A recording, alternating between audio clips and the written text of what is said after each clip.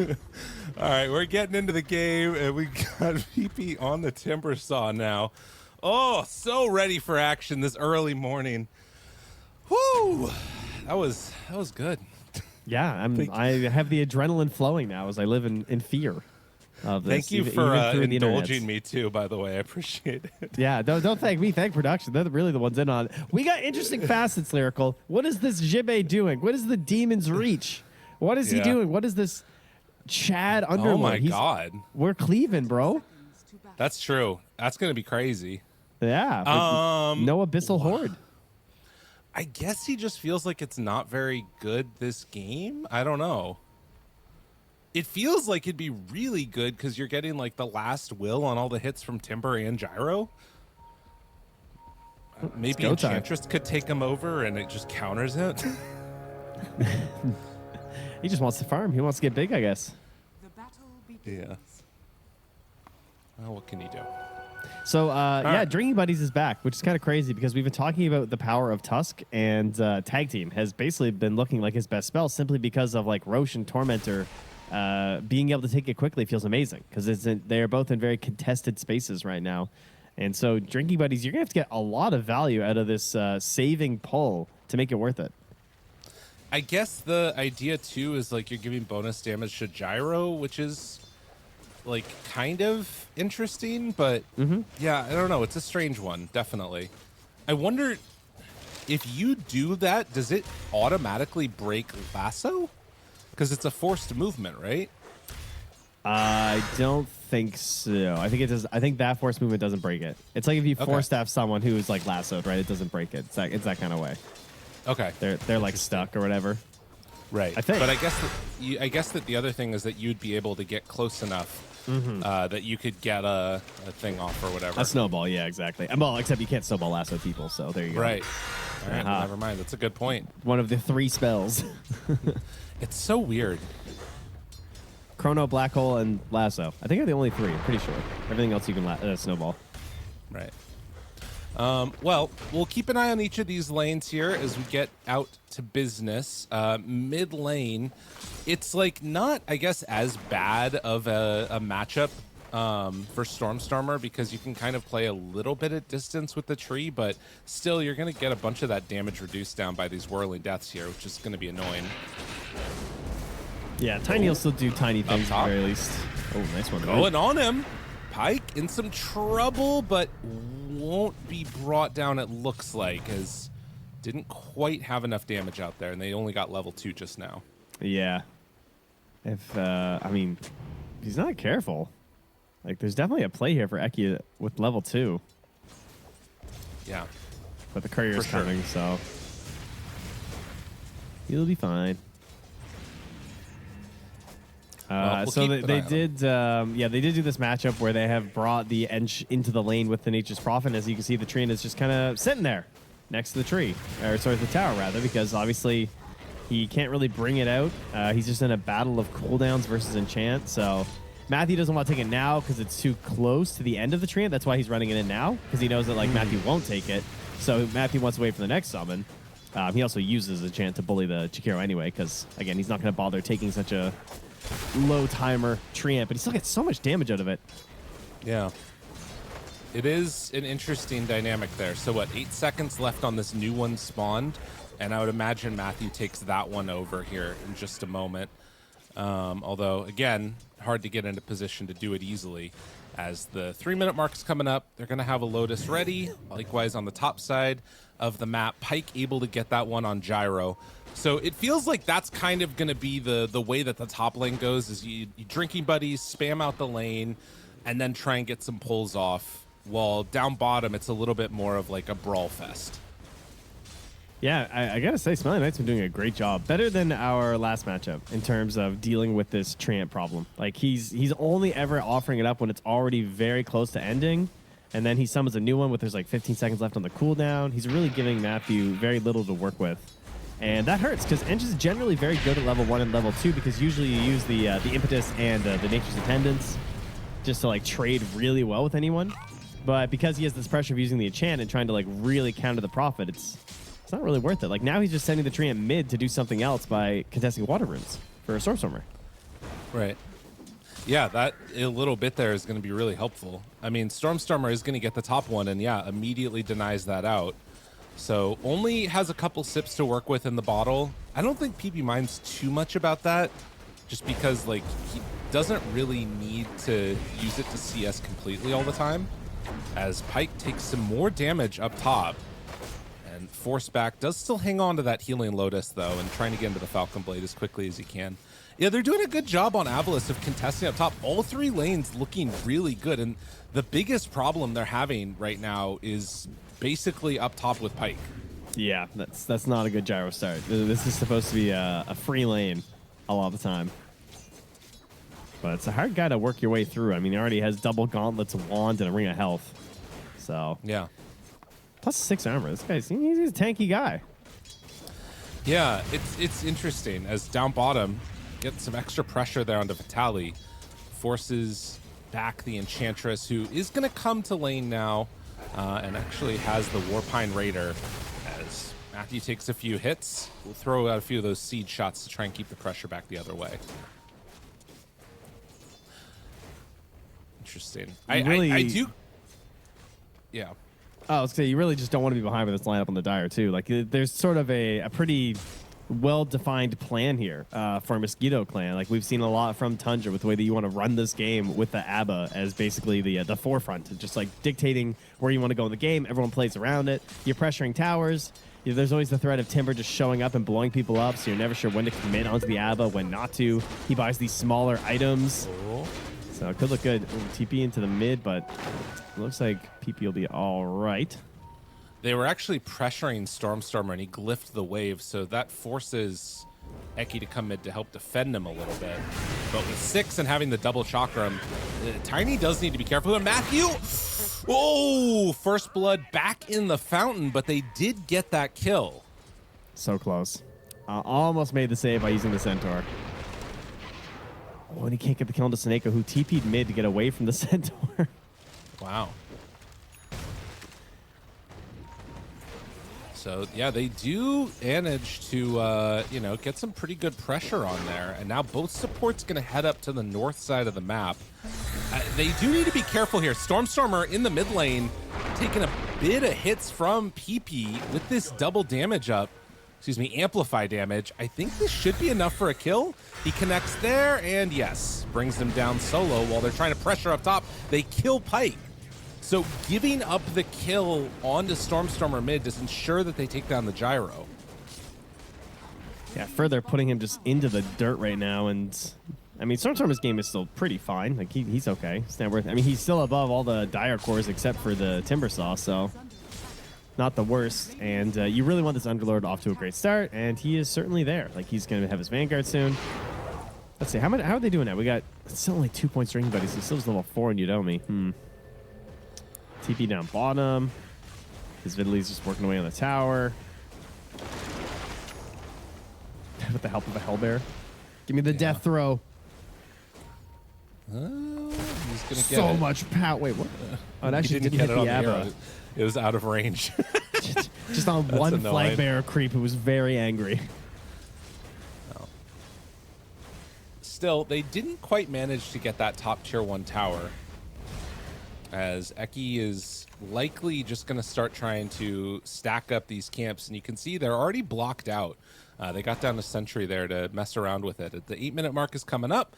Stormstormer shooting for this rune there, manages to deny that out, but it is going to be a haste rune, which Domi takes now. Thought about going on to Eki, instead finds Stormstormer. Shards block off, big hit on the other side of that snowbell onto the creep, and oh, the damage.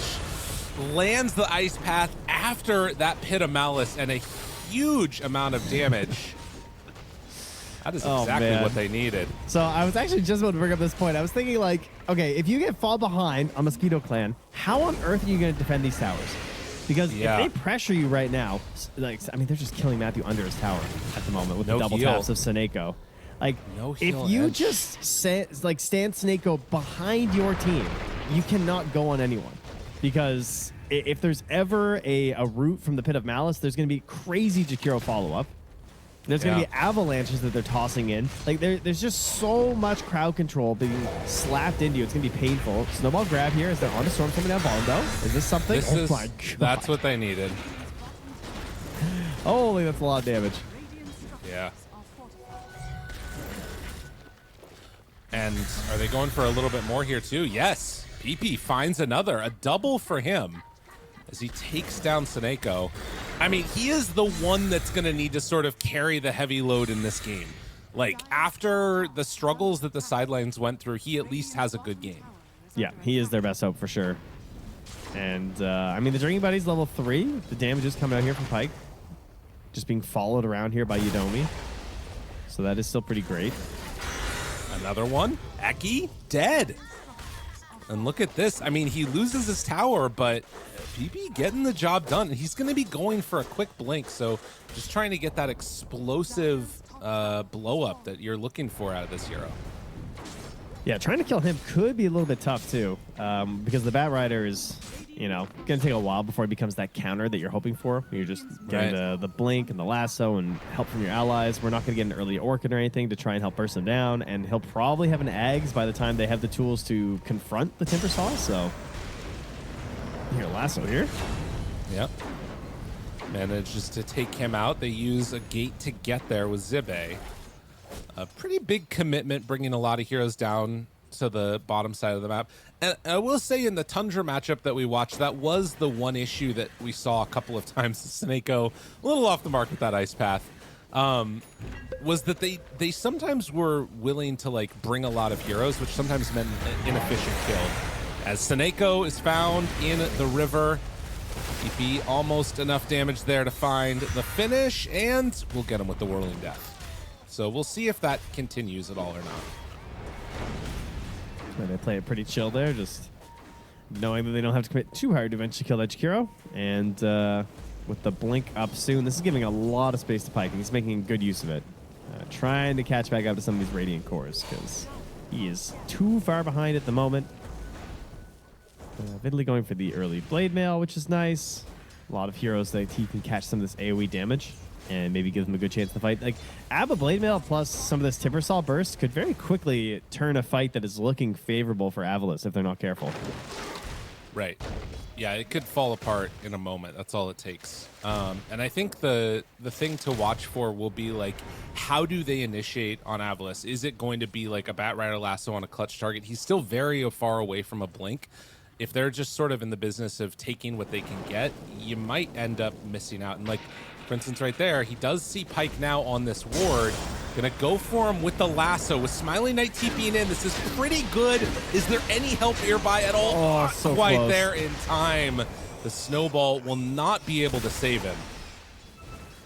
That's a great pick off there from AVULUS. Close to having a save there from Yudomi, but just not quite in time, unfortunately. And now a toss in the mid on Vidley. Aces does get the ulti out there. Now in further trouble, is immediately going to get brought down. I mean, it's just so quick, these rotations that come in. Oh my God, level 6 and Enchantress, still no points right now in Nature's Attendance. He's just trying to scale, I guess, on Matthew. Yeah, just wants to make sure that if they do sort of start a fight, or if they're defending, that he can get those last little hits in from the impetus, because what tends to happen versus these Abbas and these Timber Saws, like the big burst of damage occurs, or even like flat cannons, people start to like run away. So like I think he just wants to get that like one little last tap in there. Oh, and look, Zibe did end up going back for the Atos build.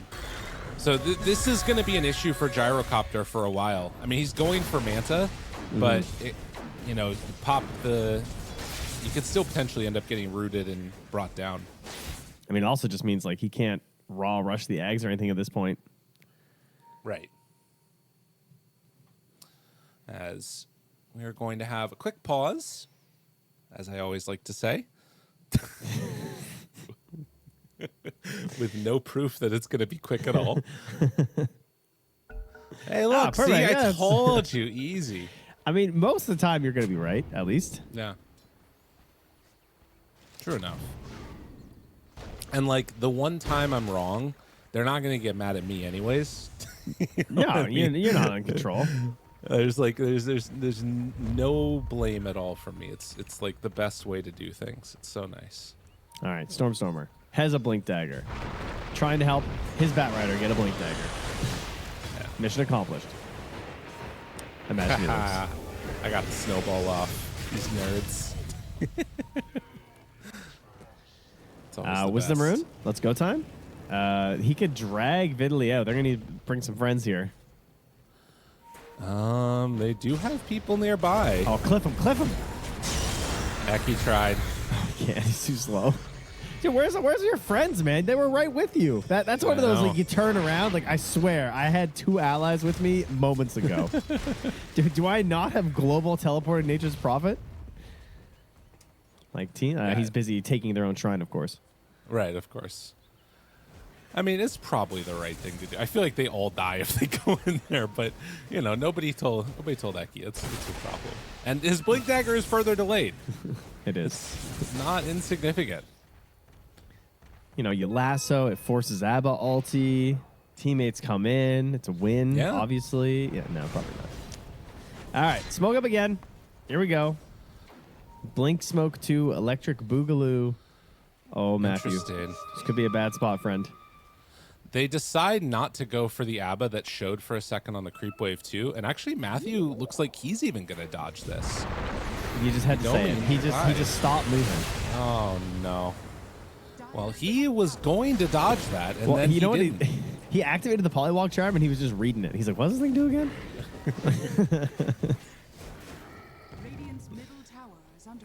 It's getting closer and closer, but at the 15-minute mark now, AVULUS, they're going to have access to the Tormentor. It looks like they're going to go straight for that. As meantime, Mosquito Brethren are going to continue to farm up and wait for a later battle point. Yeah, it's interesting. The Gyrocopter going Manta in this game, it does feel like it's going to help him a lot against Zibe on this Underlord with the roots.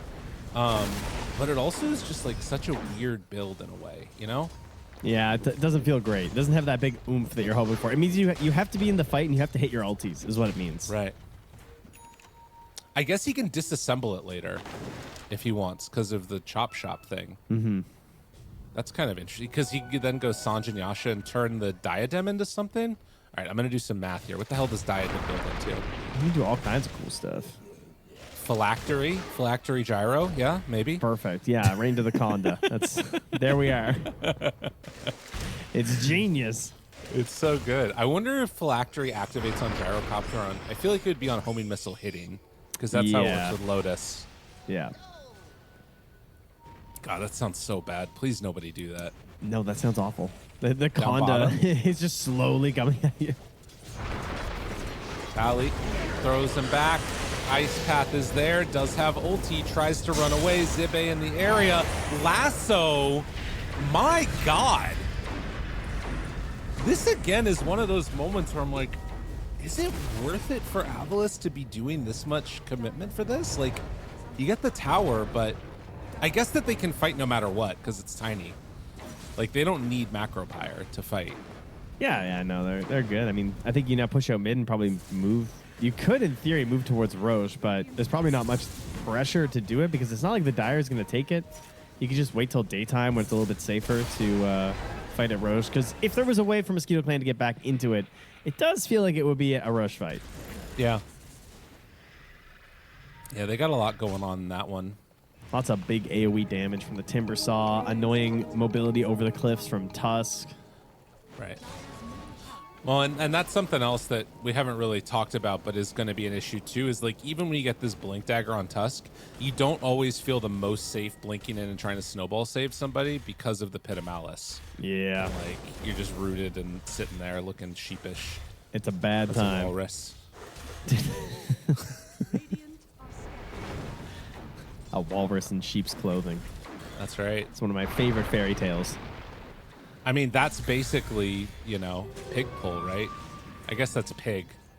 I mean, he's a walrus in pig's clothing. Yeah, we're getting there. That's fair. We're working on it. Yeah. I will never forget the time when Owen once said, walruses, they're not real, are they? When talking about Tusk. It's like one of the greatest casting moments ever.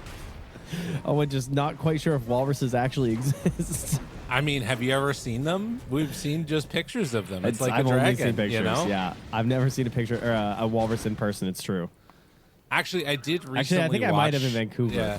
I watched like 50 First Dates. There's a walrus in that one. Oh, there is. Yeah, I can picture it. But like that's like, again, up. you know, I didn't see it in person. That's a good point. Yeah. That was just CGI. Yeah. Well, I will say that this game is looking pretty good for AVULUS, but I'm still worried. And I don't know why exactly, but there's something in my bones that's just telling me this one's not going to be so easy. There's something that's going to go a little funky-dory, which is the opposite of hunky-dory. It's a big ask. It's really the eggs, I think, for the Timbersaw. Like, if there's some weird eggs thing that happens. Oh, but there it is. The Gleipnir's done. Eki. They toss back onto Matthew. Good chunk of damage, not quite enough. Walrus punch out. They have lost the Batrider, and Stormstormer, he too is dead. There was something there. The bones. There was something there. Zibe, watch out, buddy. I mean, he's cleaving. That boy is cleaving, and it's not doing a damn thing. Oh, he felt it in his bones, folks. I did. Do you think it was like fighting without like their best player? Probably. Like their highest net worth hero, maybe? Makes it kind of hard. Smiling, he had to farm these Ancients, okay? I mean, that ulti's beast mode. It's a good ulti. But true. I mean, it also is just, you know, Nature's Prophet has to fight in very specific conditions, and that condition is not teleporting into the middle of a fight that looks like that. Right. I mean, you're not wrong. It's just these little funky moments. And the other thing to mention is that like Eki ends up going BKB instead of straight for the Blink Dagger, which, considering how the game had been going, great, but considering how that went, really bad. Yeah, that's a bold one. That's like, is Stormstormer supposed to just toss you into every fight, but then like, where's the additional damage? I don't know. Yeah. That's a little crazy. I guess it's because he can't rely on his lasso so much because they're versus the ABBA, and so he just wants to ensure that he's getting lots of damage down, which kind of makes sense, but it's obviously just a very difficult hero to play whenever you're fighting into ABBA. Right. Well, and also if, you know, you have to use a Photic Shield to like save somebody that's from lasso, that's one cooldown down potentially. I mean, granted, it's low cooldown with the shield, but still. But well, that's a big sign of life. Gold. Yeah, it's huge. I mean, he did finish out his Manta on the Gyrocopter as well, and he's not rushing for the Ags or anything. He's going to get Force into Hurricane Pike next to complete some more work on that Dragon Lance. He's just going to hold out for third Roche, I think. You know, just honestly, I think he might. I don't know, because like after this, he's going to be like, well, I need a little bit more damage now. You know, he's going to go like Chrysalis or you know something. Well, at least that BKB is finished for Eki, so the long investment is finally complete and picks up a smoke. So he's going to go join Stormstormer and Suneko mid, who also has a smoke, and then they're going to pit in, and they're going to ulti in. Jibe's ready with 200 bonus damage right now. He's ready to fight. He's like, go start something quick. And here we go. Ava, toss back, finds him. Lasso, but he got the Ags off. Oh, no. That is a hard kill to get. They try and keep him alive. Will he be able to all the way? No. But still, so much committed. Now, how much is left in the tank? Blade Mail out. Zibe is dead.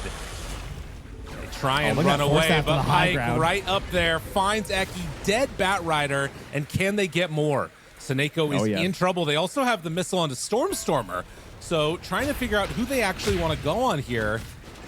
It is instead just going to be Suneko gone. So 3 for 1. And, you know, the other thing that I'm realizing, without, like, going for this Gleipnir, Underlord has no teamfight items. Like, no auras at all. Yeah, no, they're very dependent on just, like, getting their catch and blowing them up. Like, they're hoping it's going to happen with the Tiny and that they'll have this damage. But what's happening is the Mosquito Clan are just getting this full Rocket Barrage plus Drinking Buddies off. Like, that was all the damage slapped on that Gyrocopter, and he was flat cannon everybody. Right. Knocking them right out of that one. And then I loved that Hurricane Pike on the high ground. That was sick. Just the total chase down to make sure they can keep that pressure going. They're going to jump in, though. Oh, Stormstormer, he's being a little crazy.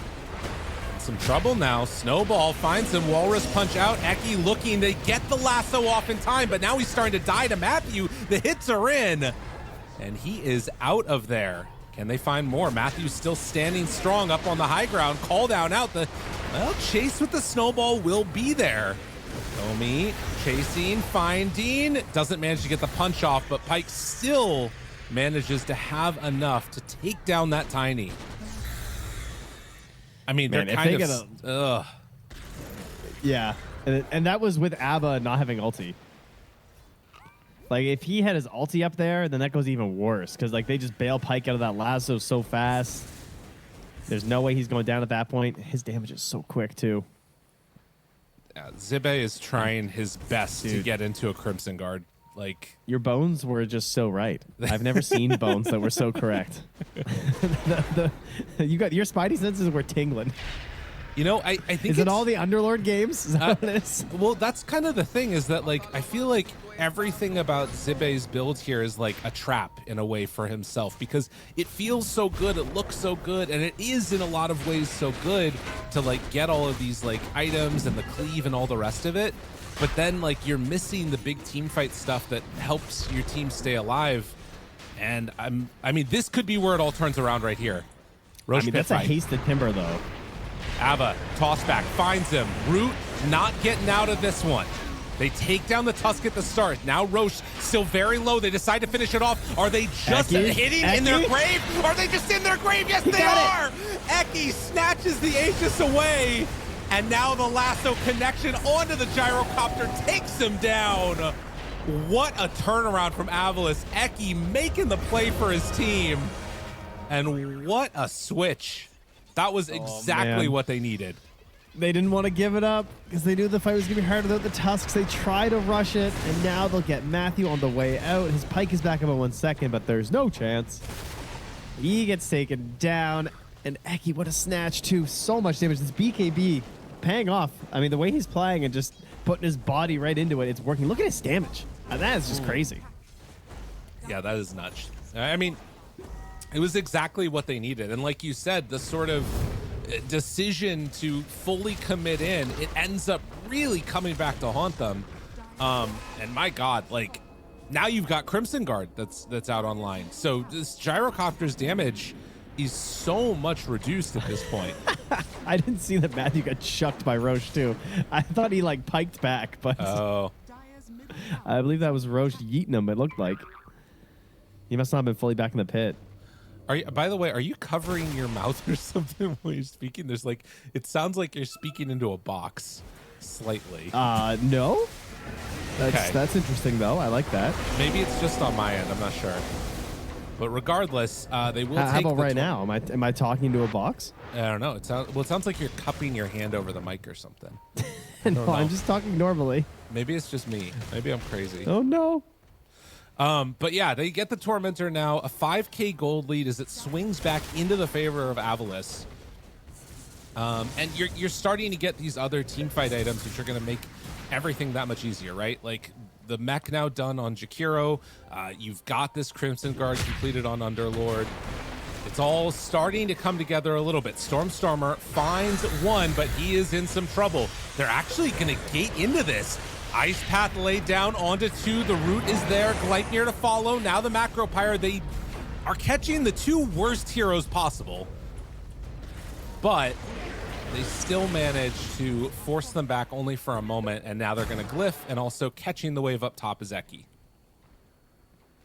All right, so they get something a little bit back here on the side of Mosquito Clan. Decent shift going back their way. They can kind of farm it out on the map right now. I just heard a BKB TP. See you later, says Eki.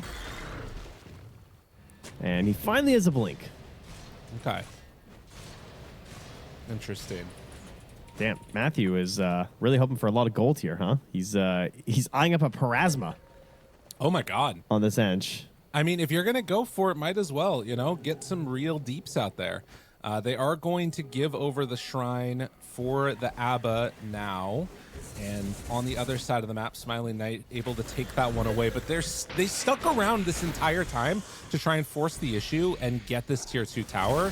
And with Glyph down, they should be able to. Although Well, the creep wave's dead, but they'll still push really quick. Yeah, but it is, like you said, at a cost. You know, he got the wisdom for Smiling Knight, and now he's got 2 Ironwood Treants hitting their tier 3 in the bottom lane. That's a lot. Look how fast that damage is. I mean, that tower is getting chunked. And that PP responded relatively quickly. Right. But, I mean, you can see why, even though Nature's Prophet is losing a lot of these games, of course, he still does a lot of his old things. So, yeah, you always have to be wary about it in games like this. Super annoying to deal with. Although having Matthew definitely makes it a little bit easier. You just take over the train if he's sending one and should be able to pressure it out. Eki is still looking. Enchantress. Calculating, you know? Yeah. Is that, I mean, that's full Witchblade also coming out now for Enchantress too. Doesn't change his survivability, but, you know, the damage is starting to rack up a little bit like you were talking about. So 29 minutes, 4,000 gold lead. Still could be anybody's game. How strong is Gyro at this point? He's working towards Daedalus. Yeah, he's got the +2 second talent from level 10. He's got more snowball damage on Yudomi as well. So, I mean, there's lots of time to make sure you're getting off all these max flat cannons. Smiling Knight just back at it, though. Train or not. There we go. There's the bait. Yudomi. Oh, he tried to do some snowball action. Doesn't break the TP because he can't get up to the high ground. They find Seneko can't cancel his TP either. All right, so they move a lot of heroes back here, at least, with this. Yep. And lead still staying pretty steady at 5K. But what shifts this next for AVULUS? Probably the BKB on Stormstormer.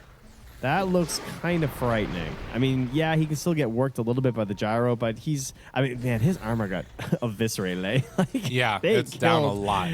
They killed his armor bonus that last nerf. He lost 9 armor at level 18, which is kind of crazy. We might see like AC Tiny come back at some point, but we'll see. As again, 30 minutes in, they find Seneko. Okay, now BKB TP out for Stormstormer, as we have come to expect. And Seneko also going to be going down, and they get the gem. Oh, Eki also dies to PP in the mid lane, so that is a really big swing. Also, that was a huge gold swing into the favor for PP. Testing. Hello. Hello. You still sound the same to me. Oh. I'm not sure exactly what it is, but that's we're weird. going to walk up this high ground now. And 18-18. They're going to try and pressure this. They have to respond to this. Smiling Knight's trying to split push. That's not good enough. Maybe they don't feel like they can fight it, but this is going to be a whole set of racks. And, I mean, they're cutting the other wave. Stormstormer finds, or rather, PP finds Stormstormer. The rest of the team moving in here, he doesn't have BKB or TP out. Meanwhile, the mid lane, they find it. Tusk is out. Tries to get away from him. Tali also in some trouble as they will chase down this Abba up on the other side of the fight. Stormstormer is still battling with PP consistently. Damage out onto Zibe. He's brought lower and lower and eventually goes down. Dead for 70 seconds. Stormstormer manages to get away. He does have TP now. And it looks like they're going to be content on the side of Mosquito Clan to just get the melee racks, but that's still pretty huge, and they didn't take that much damage at all on the other side of the map.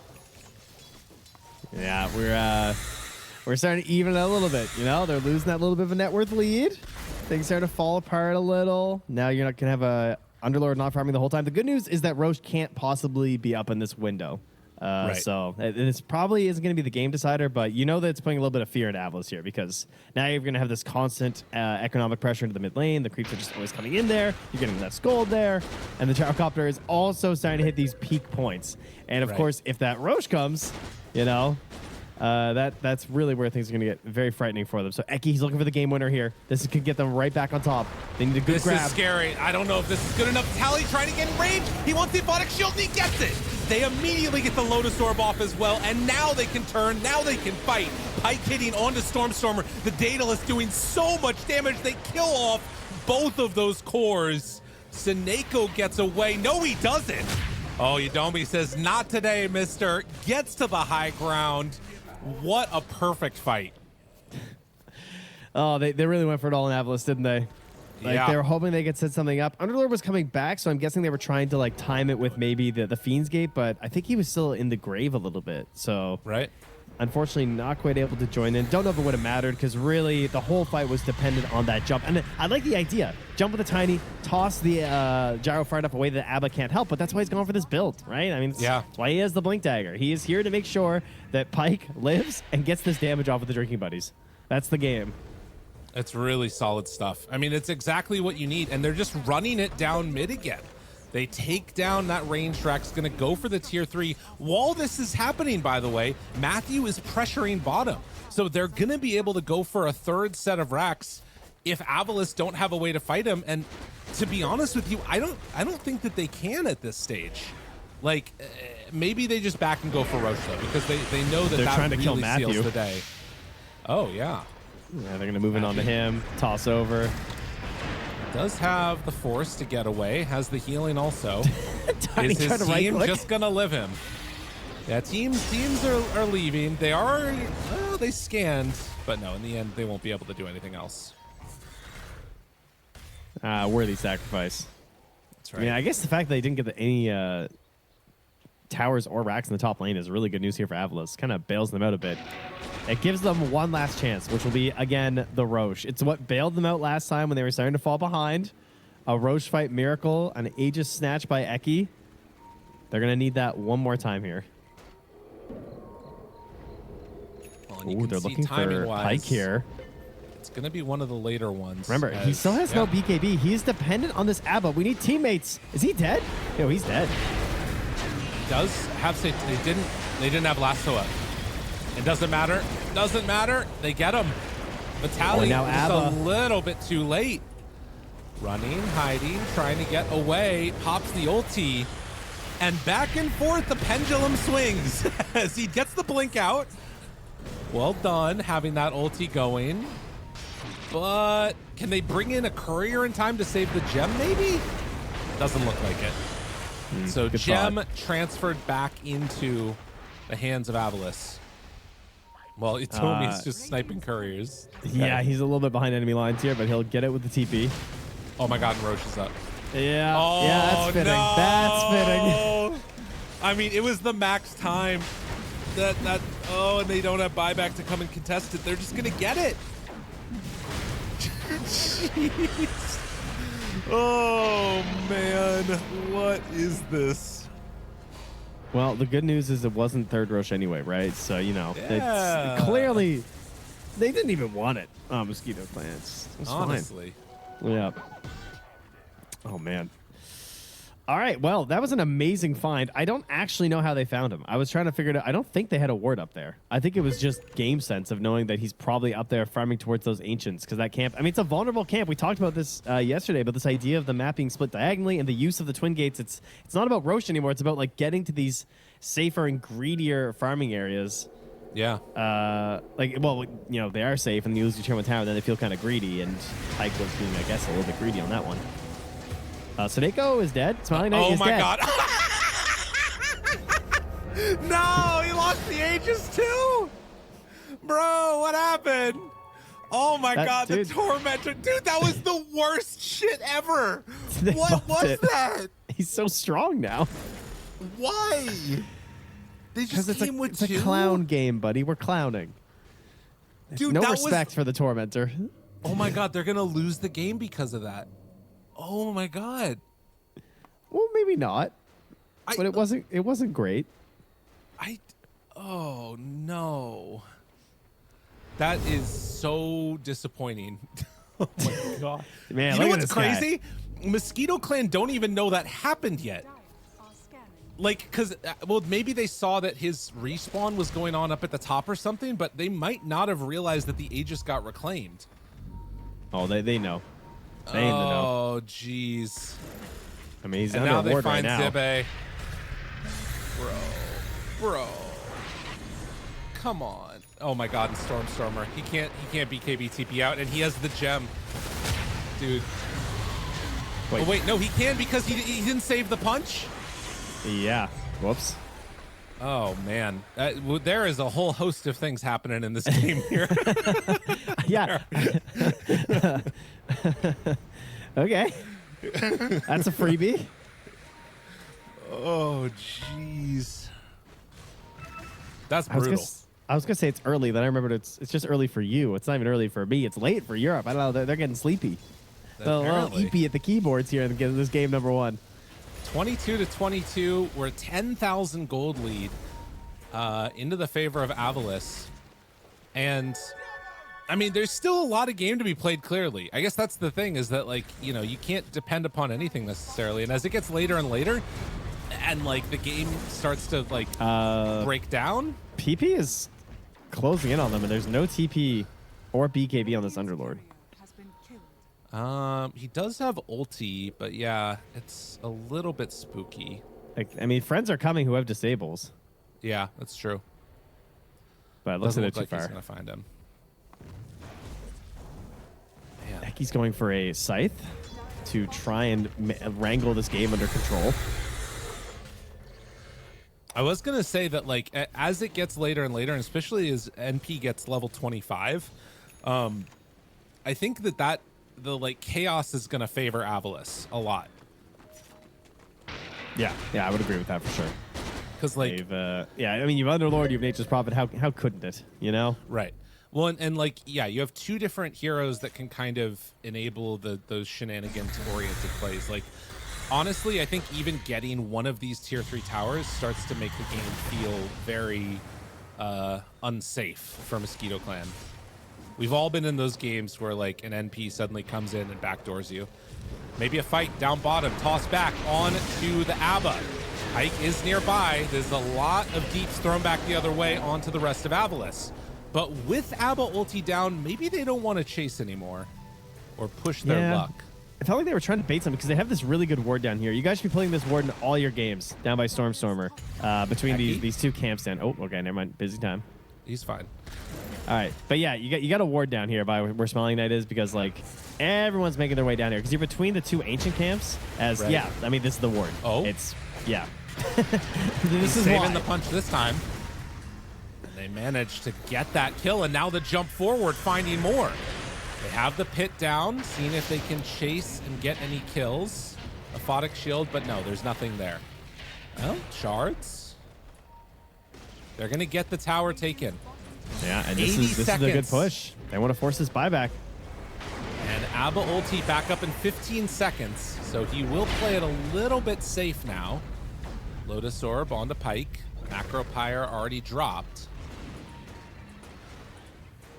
And now setting up to pressure this bottom tier 3 tower. PP steps forward. There's the toss. No, doesn't get the toss back. BKB's BKB out from Zibe, runs away. Stunned for a moment on a Pike, still hitting onto this tower. And with Drinking Buddies going, it's pretty hard to deal with this. So Crimson wears off, and another set of racks down. Eki's thinking here. I mean, with the Tiny, if they can split them up and find some sort of a separation, they can get a good lasso versus this ABBA. He's rooted. Force the shield out. There's a lasso opportunity now. Does still have his ulti if he needs to pop it. But Pike, I mean, eyes on the prize. He's there immediately. 8 seconds until Crimson, and they force that buyback with 20 seconds left. Brutal. Yeah, probably correct, though. I mean, you definitely don't want to get mega'd, and it does drive them back, so you'll consider it worth it. Well, guys, I guess we wait for our Roche to be delivered to us again. Can we get a third Roche handed to us? I mean, it would be insane. I will say that the loss of the Aegis on the Tormentor was like, that's really rough. I mean, that was the moment where it felt like things maybe were going to start swinging back into their favor, and were not able to play the way they wanted to from that point. Smiling under that ward again. It's still just there. How come every other like cliff you can't ward on? I don't know. I have not seen that one before, actually. So I was like running around the map testing all of these spots. But like, because most people just ward in the river. Because like the idea is that this becomes an ancient camp and this becomes an ancient camp. So like that whole area, people are just farming back and forth between 2 ancient camps after 30 minutes. I mean, that one's an ancient camp all the time, but you know what I mean. Yeah. And so you're gonna see them a lot down there. Oh my God, and they're under it. They're under it right now. They just now take it out. Oh, and that's gonna be Zibe. Although BKB used, they don't have a punch again. He will TP out. Are we missing that's something? The second time. Are we crazy? Are we stupid? No. But yes, also. Well, yeah, yes and no. I mean, don't answer that, but like how, you know me. What are we doing, bro? He might have it to like auto cast or something set. That's not an excuse. That's well, you know, things aren't necessarily have to be excuses, but they could be explanations.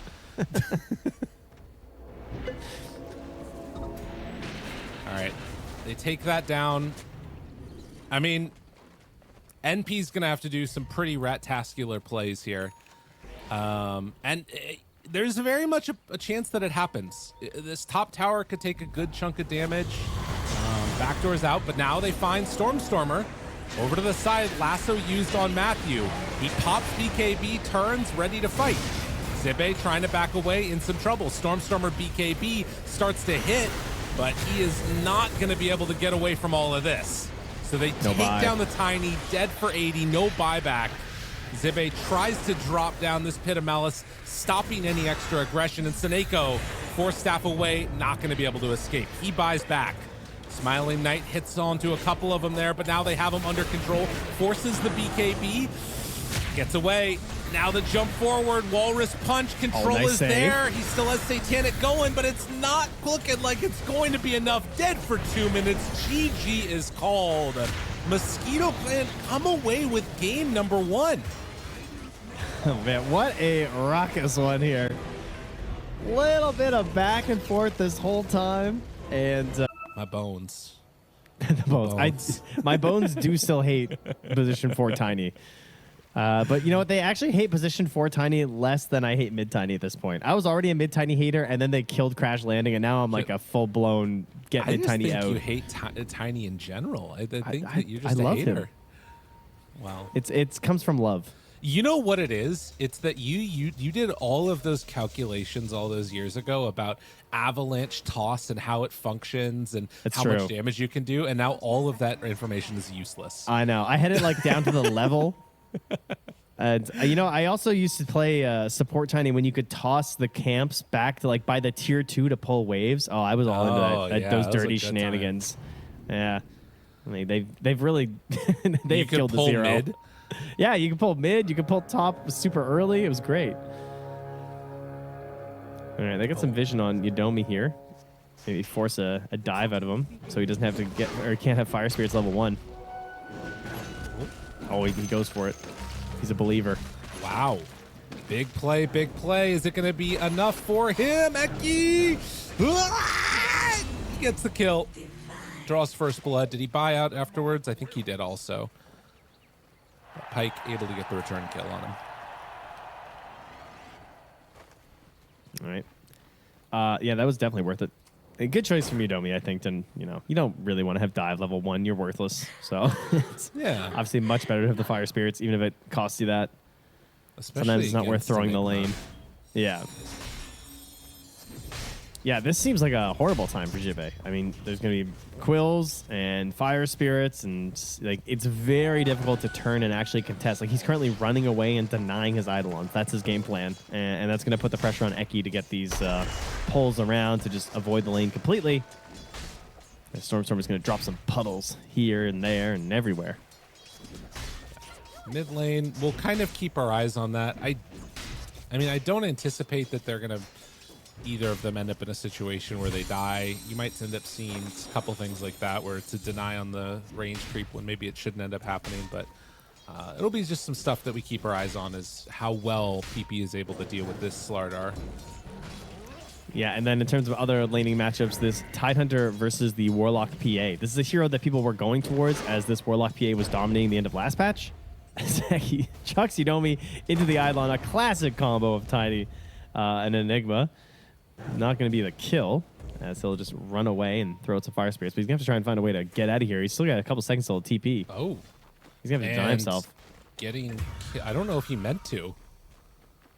I mean, maybe he did. I guess he probably did. Might as well, yeah. But, yeah, this Tidehunter, because obviously Kraken Shell, like the way that it works now with your blubber, as it's now attached to, is pretty good for dealing with just this nuisance of the Fatal Bonds. A toss back under tower, gets some damage on the Pike. He's still fine, though. And we'll get some nice levels off of having this wave completely to himself. Can also get a pull-off now, most likely, from the Phoenix. As up top, we're seeing just stick charges being built up in this lane. That's what you would anticipate. Yeah, it's always a fun time. And Matthew was just lurking. Classic position for Marcy in a lot of matchups, unfortunately, where you just kind of hanging out. Yeah, and he's like, all right, if he steps up. I mean, yeah, there is a chance here. He did but take already a point in Kraken Shell, so yeah, not gonna happen. Yeah, no gush. And Matthew looking and does find that ward, so we'll get the D ward on it, but not before it doesn't have a chance to spawn, unfortunately for him. I think he actually blocked it with his sentry too. He was really making sure. Yeah. Okay. Yeah. He wants to make sure there's no creep pulling at all. He wants to get this Tide back under his tower. He wants the wave pushing out so that he can make some moves. Be able to try and do that in just a moment here. Pike still sitting pretty underneath and in front of Zibe's tower. Pretty much unkillable, even at this early stage, with the full bracer and having a healing lotus and a bunch of stick charges. But you can see a couple denies here and there done by the Enigma. Still only 9 and 2. SPB is going to jaunt away in the mid lane, gets bashed. A few more hits. Good. Stormstormer. Vidley now on the run here as he activates the Kraken Shell to double up his defense. But there it is. A late Fatal Bonds as he's low on HP, but unfortunate timing with the blubber. Yeah. Just cleared almost right away. But yeah, that's why you're seeing this pick here. And God, Matthew has just been. There's going to be some pub player who takes the wrong message from this game. You can't be this absent, guys. Matthew can do it because he knows what he's doing, but your ally is going to lose their mind if you play like this. I'm just letting you know. Bro has just been hiding in the trees the whole game. Yeah, doing nothing. But he's doing something. Look, he gave him 2 tangos, so it's all fine, you know? Yeah. Yeah, he knows what he's doing. Do not try this at home. You know, it's one of these. Yeah. You have to jump on this PA and just be annoying so that your Tide doesn't lose his marbles, all right? And 5 minutes in, you can see it's really actually Puck that's having some issues. Is going to set up here towards mid. Not really close to level 6 yet. Matthew's streak continues. I mean, he's under a ward. Yeah. It doesn't feel great. I hide in the darkness. They never know where I am because I never cast a single spell. Smiling Knight. They fear what they cannot see. He's not the hero we deserve. It's the hero we need. Eki, TP's up top. They want this kill on Italy. Hoping, hunting, trying to bring him down. Anchor smash. Not going to be able to do anything there. Ping, ping, ping, ping, ping, ping, ping, ping, ping, ping, ping. That's what's happened to you if you're Matthew right now in any other game. Well, you know, those things go on. Eki now going to rotate back towards mid to set up for the 6-minute rune. Maybe Matthew will come over here and try and secure it. We'll see. Warlock is also actually going to here we go. He's going to jump the bristle onto him. Oh, that was nice. Going. Good use of the damage on the facet in the bottom. That was good.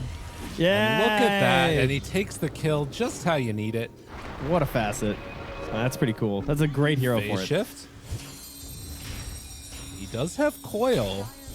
Got to be real careful, though, because Stormstormer has a bottled DD rune.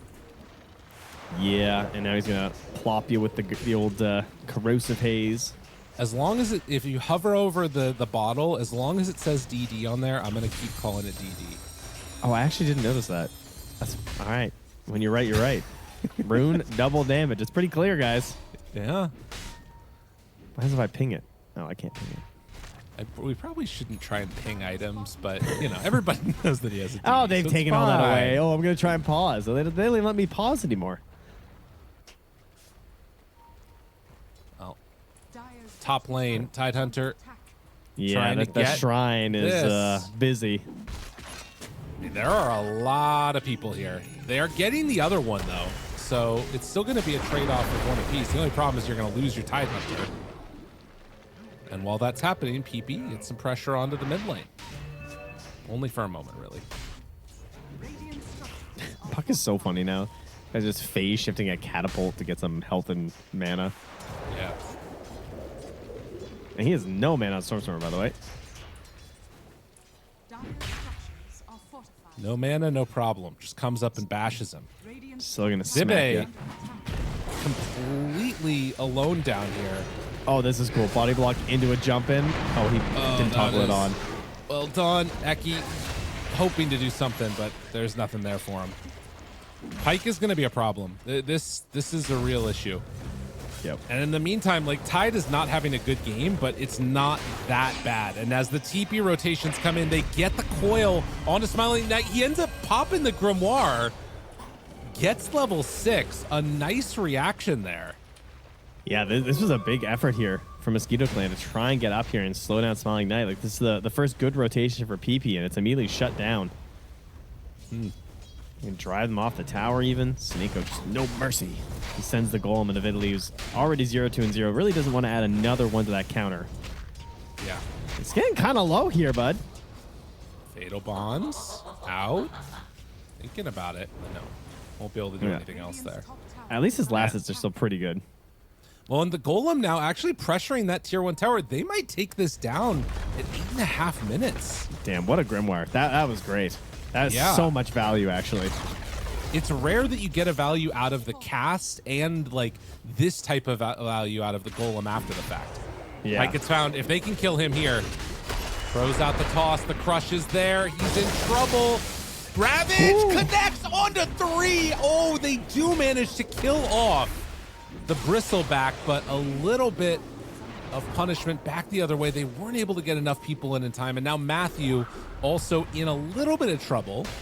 Gets the jump away. They still maintain vision over him. Hunting for anything here, but won't be able to make it happen. That would have been one of the craziest early game Ravage saves that I've seen. Yeah. Very close. Unfortunately, it's a relatively low-level Bristle, so there's only a single point in the Bristleback right now. So even on the run like that, he's still taking some beeps. And now Eki running in mid here. He has Orb now on PP. Brother. Ooh. Damn, nice use of the nighttime vision there from Eki. That was perfect. Yeah, that was well done. So 2,000 gold lead. Another game where AVULUS is off to a hot start. And Smiling Knight reminding me of Shiro yesterday. Okay, all right, relax. That's a tier 2 Smiling Knight. Chill. But Shiro just so active on this PA early, and of course, he didn't even have the same sort of assistance that we have in this game with the Slardar and the Corrosive Haze, so he can be even more aggressive on Smiling Knight. Just has to make sure he doesn't get coiled here in enemy territory. Right. Idomi spots him running away. The pings come out, but can't really do much against this.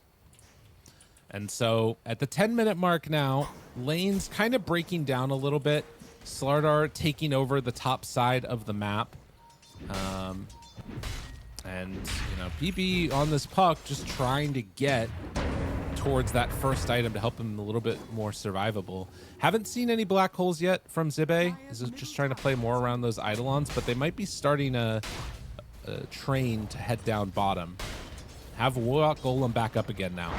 Yeah, this is them trying to turn his game around. Toss. Gonna get away with Stormstormer here. If they can get this kill without using a big ulti, this is really good. And it looks like they're going to be able to. The timing on that blubber was crazy. Oh, maybe. Anchor smash, still running away, but no, they get him. That was a wild blubber. Like, it was the perfect, like, the bash hit, and he just kept walking. It was like nothing happened. But yeah, they're trying to fix Jibe's game because Enigma has to like win his lane and get the tower early. Like they did counterpick with a Bristle, but Bristle's not only just good against Enigma, he's also just still a very annoying hero in the game. So it's not like they really hurt their draft that much going for Bristle. Right. So it's really important that you rotate all these heroes down, salvage Jibbe's lane, and give him this giant space to farm. As PP pressures the mid tower, but I mean he's just not that survivable right now. It's very scary. He's Avalanche dead. Doesn't have phase shift back up yet and goes down. Dude, Eki's just playing Nyx Assassin as Tiny. Yeah. Like, he's just in behind them. He's just walking up, and it's like he's invisible the way he's hitting these plays. This is not what they were hoping to accomplish. This early game is just all going AVULUS' way. And again, if you're making these kills happen without having to drop Black Hole, without having to drop Warlock ulti, that's where you really get into trouble for Mosquito Clan. Like, yeah, because they can't come at you after. Yeah. Right. Nice Ravage. As they do go for it. Good damage, but the Fatal Bonds hits. Oh my goodness. Matthew just about dead. Will fall there. They managed to kill off the Slardar at the very least. That's a big kill. Who got it? Vidley got it. Yeah.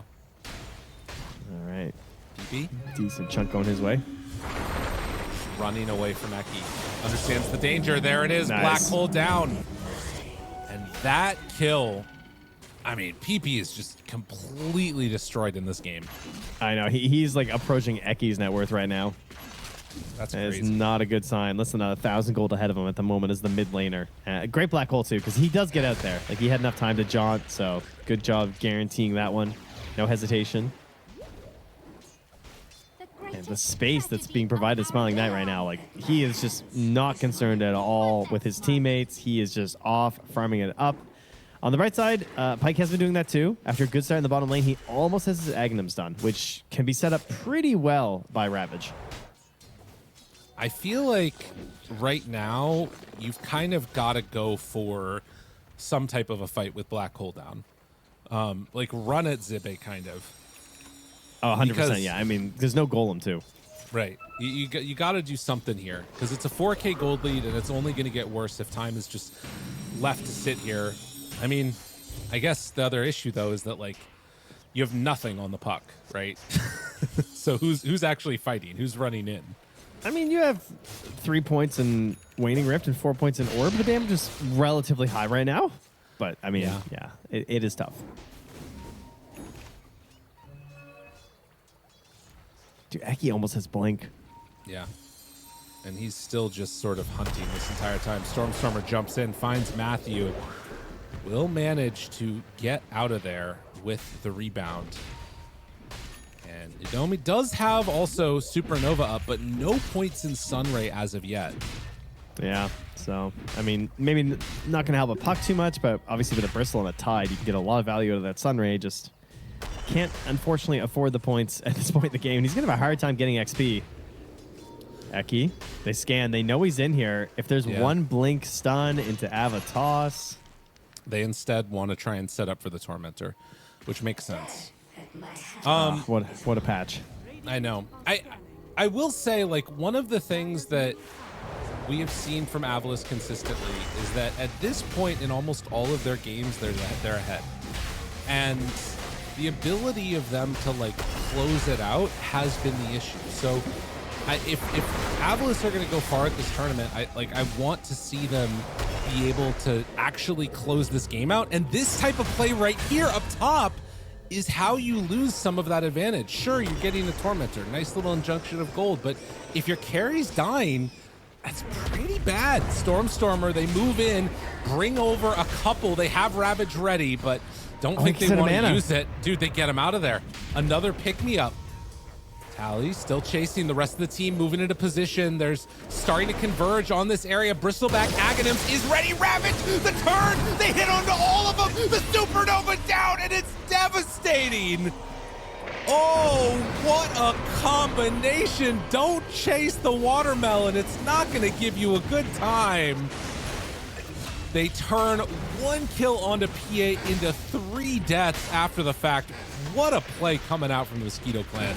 That's unbelievable. It's all just because Eki didn't have mana. Like, just because he's been roaming so much, and he's obviously gone raw Blink Dagger, And he didn't have the mana to have the avalanche up top there by the Ancients. So then the tide gets away, it gets dragged out even further, and it's just kind of like, oh, we'll get him eventually.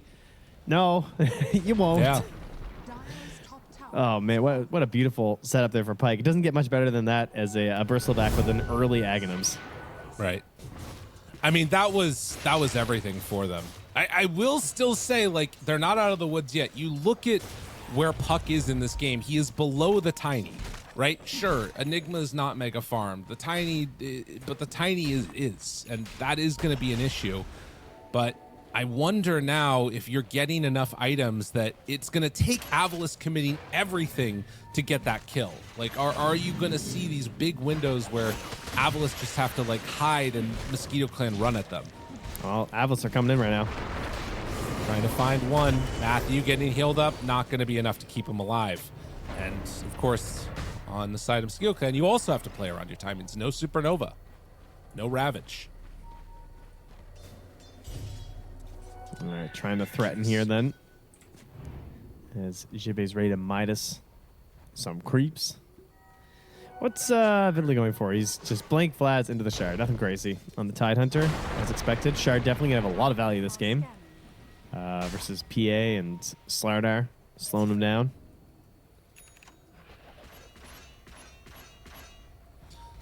Every time I just hear that Bristle Aghanims, it's like, just scares me a little bit in my brain. I mean, we saw how strong it was, right?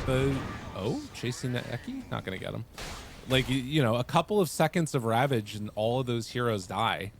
Yeah, it's horrifying. And this is without even, like, Snot Rock and minus armor. This is just seeing red. Yeah. Maybe feeling confident now with Ravage up to start stepping in to this tier 1 tower mid. Zibe is going to be queuing up a Blink Dagger next. And, you know, for what it's worth, if you catch the Tidehunter, if they don't have Ravage, it's going to be an issue. Seneko finds him immediately. Silence is out, looking for more, finding Smiling Knight. He jumps away, a creep wave in position. Pulls them in just where they need it. Jeez, that took a lot just to kill a Warlock, though. Yeah. Solar Crest and Essence Ring. Tanky fella. I mean, they can Roche if they bring the Bristle. So it looks like that's the plan. If they realize it, they do have Blink on Enigma. It's flying out right now. Roche isn't super fast. I don't know. I think it's too late. Yeah. And they have great vision here to secure this as well. Like they have that one pillar ward in the jungle. They got another ward, which is under a Dire Sentry, so that might get caught. But for now, it gives them the confidence for this Roche. And that's going to give PP a Blink Dagger here, too. So they got a lot of tools. They're going to try and move out to set up for this kill. On Stormstormer, don't get too greedy. What? I mean, I don't know. That's a really rough one. Losing Stormstormer right there is really tough. Yeah, they got him. It felt a little safe. I mean, they started moving well before the Roche went down. That was pretty cool. Yeah. That was a nice play. Yeah. And again, that area, I mean, you look at this, just like 3 wards here from the side of Mosquito Clan that catch everybody on the top side of the map. They're just in a perfect line almost. Yeah. And whenever anybody goes up there to farm to make their way to the Ancients, that's when you catch them out. That's when you put them in the grave. Yeah, we're seeing a lot of vision placed in these areas. A lot of the matches. I mean, we've lost a lot of the pillars too. And there's only 4 pillars now, Right. in the middle of the map. So it is, you know, it's a little tougher to find all these perfect spots. It also means we're getting wards in slightly more random spots, which means it's a little bit harder to deboard too. You know what's as their interesting? smoke's going to pass Eki. What's that? They just circled this area from Smiling Knight, saying he wants to play down where he's at. And I thought that's where we're going to see Mosquito Clan go. Instead, they head over towards mid lane. And PP will not find anybody over to the side here. They're setting up and going to take the Wisdom instead.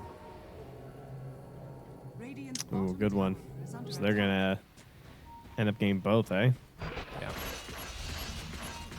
Do have Dead in the Water now on the Tidehunter. I mean, it is still a 3K lead for the Dire, mostly tied up in support gold, just because the Marcy and the Phoenix are relatively poor. So that's where quite a bit of that gap is. Dead in the water. They got him. No answer here for this guy. And so they will take down the Tiny, and with Aegis on Bristle, I mean, AVULUS don't want to fight. They're just farming. They're going to farm a lot. Matthew pinging Stormstormer. They bring back the Tide. Now also Smiling Knight. Finding him. Dagger goes out. They're realizing that this is an issue. Smiling Knight does not feel like he can do anything else, but they're still going to try and hunt him. Yudomi chasing. He spots the PA, gets into the water, and again jumps off to the creep wave. What are they angling for? BKB on the Enigma, I guess. I mean, they have also finished BKB on Stormstormer, so I just didn't have it with them at the time. Eki's coming with a Solar Crest, but I mean, you are not jumping this guy. But they'll finally get this ward that was under a century for its entire life. Finally gets taken out here. I just think it's one of those things where that chase and fight onto the Tide Hunter with the Ravage Bristleback comboing together, it meant that, like, at least for now, they don't feel confident taking a fight without having like Black Hole and Warlock ulti. And you can't do it into Aegis. Yeah. See, we got Yudomi and Vidali both queuing up Yules right now, just to try and mess with the game plans here. I mean, it's great, right? Gives you another additional stun versus the Enigma. If there's no BKB, it helps delay things from the Slardar. You can maybe catch him blinking in. You can catch the PA jumping in too sometimes. But it does mean these BKBs are crazy value if they both commit for those. Right. Jump. PB caught. Finding him. Crush in trouble. No Gets way. the jaunt away. Coils nothing, but he survives. And that's the important part. Meanwhile, bottom. Ike presenting ring. Yeah. I was like, how on earth did that guy save his life? Like, you would think they'd have the damage with those heroes specifically jumping him, but yeah, the Essence Ring's just enough. Pretty crazy. And I mean, he has an amplified damage bottled up. Also working towards the Octarine core next. Stormstormer showing in the river. Realizes he cannot pick up that regen rune. And they're going to go back to farming. I mean, they're getting a lot out of the map. And this Aegis has almost expired. But you can see Mosquito Clan have gotten a lot around the map with it. Tier 2 tower mid, wall up top, Stormstormer forced to pop his BKB and TP out.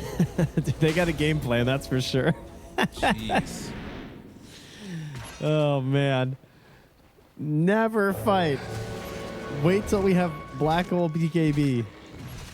We're going to try and counter this team fight.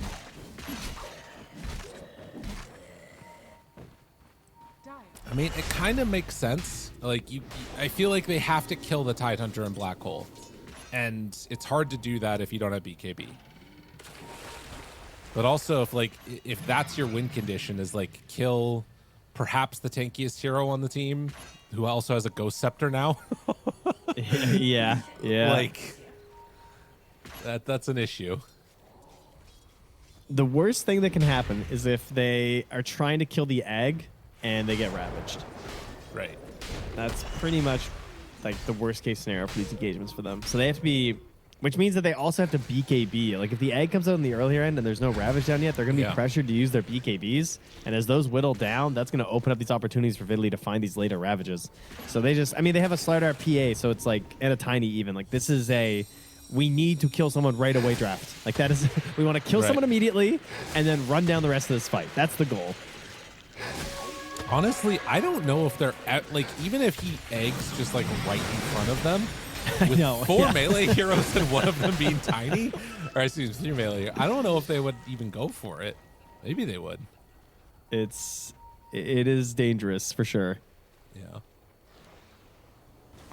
Well, Shard given to Marcy, so rebounding enemies. Meanwhile, oh yeah, that's a good one. AVULUS with that BKB in hand, they will take over the Radiant Ancients. waiting for somebody to show. It is 11-13, only 1,000 gold separating these two. Eki? Oh, he blinks out. He didn't like it. I mean, they see Matthew underneath the ward. They jump in, try and blow up Matthew, but no, the Ravage. Oh, Black Hole now 1-3. It's pretty good. Is it good enough? Yes. The Fatal Bonds combination. No amount of healing was going to stop that one. And Domi just has to get the hell out of here. You drop it all. That's exactly what they needed. Oh, they needed that so bad. Bristol just no game. That was it. He had nothing. I mean, they knew if they could just get a BKB Black Hole. We talk about Black Hole. It's not what it used to be. Some games it is. When they have no answer to it and you just hit that raw, it's done. I mean, they tried the egg play, but it wasn't going to matter at that point. It's a little bit too late. And if I'm not mistaken, I think Stormstormer whiffed his jump crush. Like, I think he crushed and then jumped. Yeah. He was excited. I was worried. It's just like, oh my God, I'm getting the chance. Oh, we're fighting? Yeah. Or maybe it was intentional, so it looks like it's a good fight, you know, for like the enemy team, and the Black Hole comes in. Look at that damage from the PA. Whew. I mean, it's going to do that. Absolutely. I wonder if anyone has lost with this hero. Let's see, while we've been watching these other games. I thought you were being sarcastic. No. No, she is still 7-0. That's so crazy. Just so you guys are aware. I think people aren't letting people get her is what's going on there. Interesting. Well, I mean, if you hit 3 heroes with the Black Hole and you get Fatal Bonds rocked down, it does kind of feel like it's just there's nothing that's going to save you there. Should probably win the fight, I guess. Maybe. That was also the BKB reveal, if I'm not mistaken.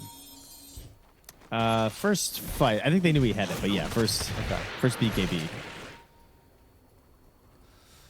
Well, they are now in the bottom lane getting set to push. There is no Black Hole or Golem. Does have Egg back up again. Oh, you know Smiley go for it, yeah. No PA player could resist going back and at least throwing a dagger. Yeah. I'm surprised he didn't jump, to be honest. That took a lot of restraint for Smiley Knight to not just jump in there and potentially die. That one is tough, losing the egg like that. They do have. We gotta read the Roche clock. Okay. Okay, it's a relatively quick one. It's coming up soon-ish. I'm gonna say 20 seconds. I'm gonna maybe 30. So like 29:43. I'm gonna go with. Yeah. Oh, actually no, it's faster than that. I think it's gonna be like 33. It's coming fast. I think it's gonna be 40. Okay, no, you're right. It's actually about to spawn. Back in mid, though. If they're not careful, you lose a fight right here as Roche is about to respawn. They, do a pick-me-up. Still chasing, coiled down. No Phoenix Egg. Damage there. PP in trouble. Stormstormer jumps to try and cover. It's not going to happen. By the way, Roche did spawn. It was at 32. I was off. And Jive lurking, waiting, but can't find a moment there. And they're okay with losing Eki. They need a massive win with these big ultis because they know that if they waste one, then Roche is going the way of Mosquito Clan.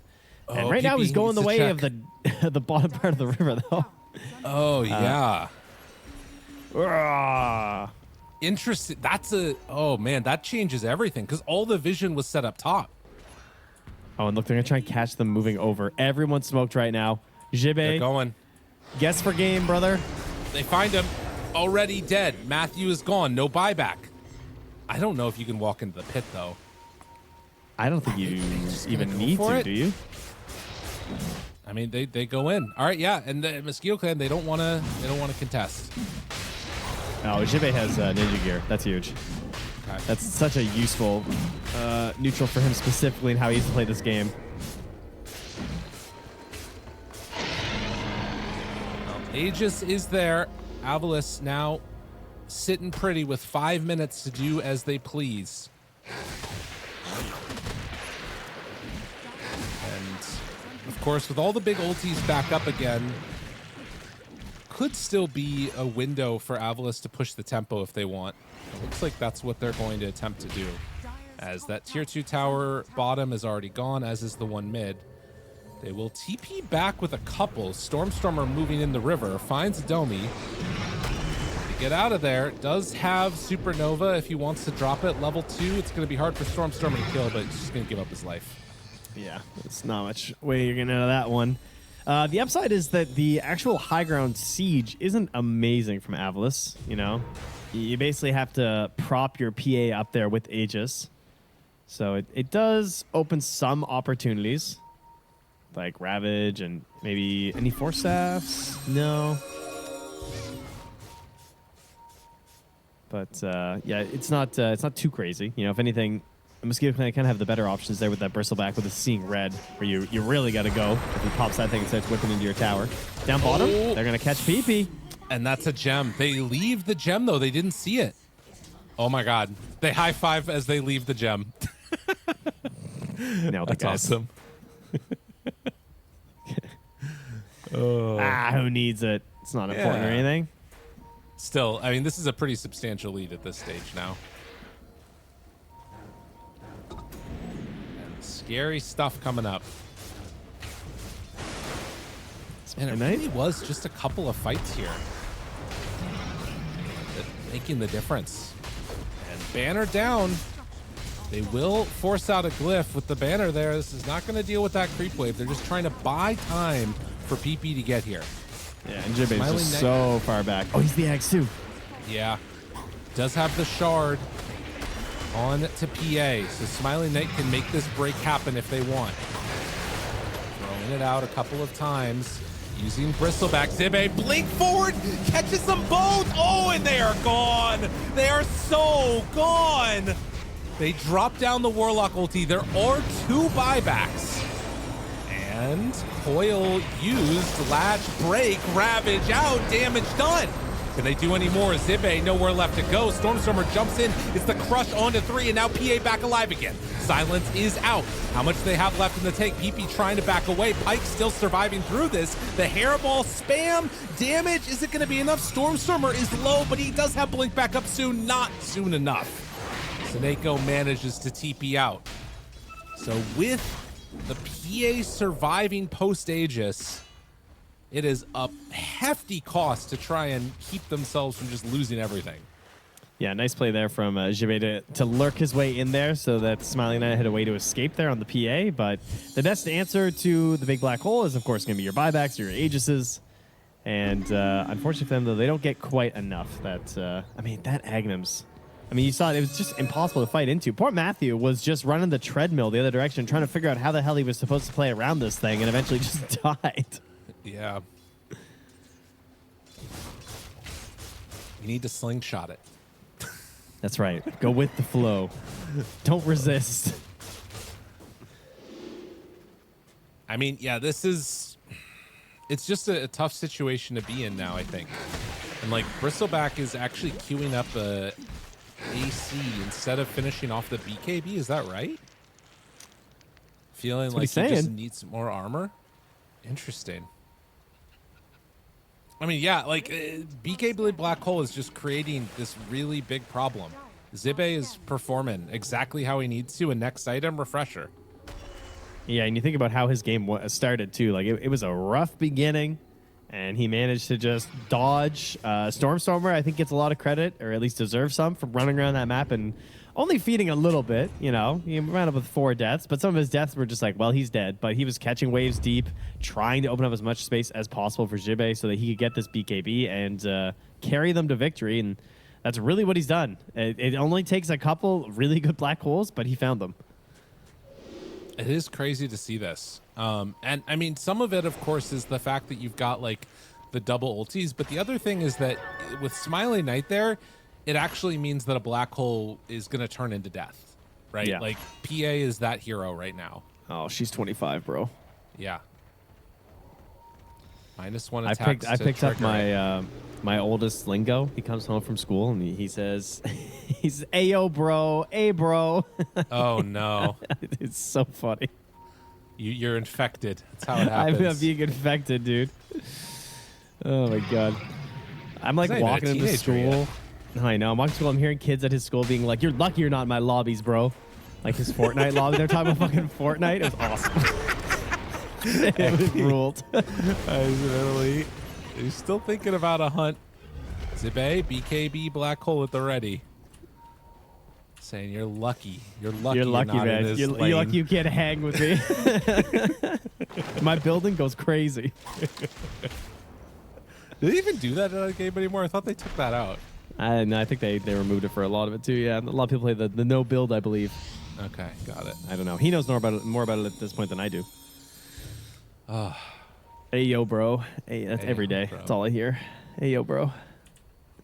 Hey yo, bro. I can get him. It could be worse. Yeah, I know, right? Like, it's fine. I don't care. It's going to be Slardar stepping forward, starting to take down the racks. PP does do a little bit of the wave clear. The big threat is there. Sometimes, Trent, you know what they say, the threat of the black hole is stronger than the black hole itself. That's not true in this game, but in some games it's true. Yeah, I was saying that they don't have the best push. Of course, how could I neglect the +10 upheaval attack speed per second on allies for just sending in this Aghanim Slardar? It's actually kind of great. He just sits in a puddle with bonus attack speed. That's a good sieger. I take it back. I did not consider that. All right, here we go. Wrap. This is for the game. It's Ladies and happening. gentlemen. Oh, he got an Aeon disc. Bristleback Aeon disc. Yo, let's go. Ayo, bro. It's happening. Hey, yo, bro. Yo. Okay. Oh, my God. They have the answer. Dude, did they see him? Did they see Jibe? I think they do. They spot him there. More down jump. Alpha nervous. Everything. No. I didn't quite get him in time. Gets away, but still they don't know about it yet.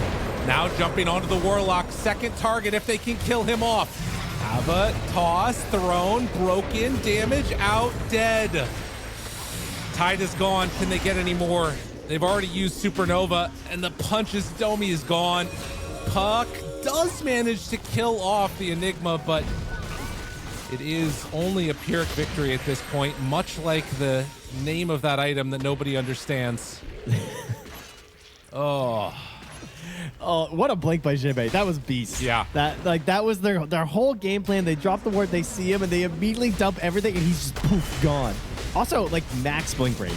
That was an insane blink. He was so far gone, I couldn't even find him when I moved my camera. I was like, where did this guy go? He was, like, down by the camp across the river. And just it's over. Trying to end it. There it is. Everybody is gone. Where's the TPs back? They're going to bring them back now and hope to stop this. There is no Enigma. They don't have Warlock ulti. Can they do anything at all? Turns, bristleback, hits, punches. He has his Aeon disc ready to go if he needs it. He assembles it now, and that keeps him alive. But This seems fine still. Yeah, 20 seconds until everybody's back up again. Still no Enigma. They're actually backing now. A little bit afraid of the respawning heroes. A lot of respect given by AVULUS to the potential damage that could come out. Yeah, they have so much gold to spend as well. And, I mean, top they couldn't take because of the tier 2. So they'll just back it up, reset. They're going to check for Roche. If they wait another, like, 14 seconds or so, he should be up. Okay, a little more than that. Freaking Aeon Disc Bristleback, man. What's the world come to? Got to find a solution to this black hole. Yeah. It's only 2.5 seconds, though, and that black hole is pretty long. Yeah. Getting rid of 3/4 of it still feels painful. The other thing is that you could potentially proc the Aeon Disc with some of these daggers, and like Pike kind of has to play at the front. I guess you could... You know what you could do with this now? You could put Aeon Disc on Courier, and then... It's special delivery as Marcy? Well, not even necessarily. You could just have it near you, kind of, because of the backpack switching stuff. You know what I mean? Yeah, in theory. Yep, it's true. But I mean, that's kind of scary. It is. Yeah, maybe they just kill your Courier. Like, oh no, what's happened? All right, cheese refresher. Oh, refresher. Yeah, Seneko will take that. Or he won't. I mean, there's an Enigma on this team, bro. Oh, I thought he already bought refresher. Oh, hey, no, he yo, hasn't bro. bought it yet. Yeah, he didn't buy it yet. Okay, yeah, this is the swan song here for Mosquito Clan. Can they kill these guys? Can they find the Enigma again? That's what they need to have happen. Zibe has been Well, they're smoking. quick. They are correct that Smile Knight's actually kind of alone. They could maybe take this Aegis out if he walks up here. Dun dun dun dun dun dun dun dun dun dun dun dun dun dun. Smiling Knight. Oh, he jumped. I think that they were looking for somebody else in the back. Pyke's just back there. Yeah, that's not great. Things are getting weird, Trent. Things are getting weird. He's pinging. They're watching with Eidolons, and they find Vitaly. Over to the side. Jump. Broken. Ghost Scepter. Give him the old walk away. And now turn. Ravage connects. Damage out. It's on to both of them. The Aeon Disc is going to proc, but they end up getting a bash in the second black hole. Wait, the heal. Oh, Pyke, the liver, the damage out, and they turn it. Matthew, the star comes in at the last second. What? I cannot believe that that sort of worked. The problem is they are dying to the throne. No!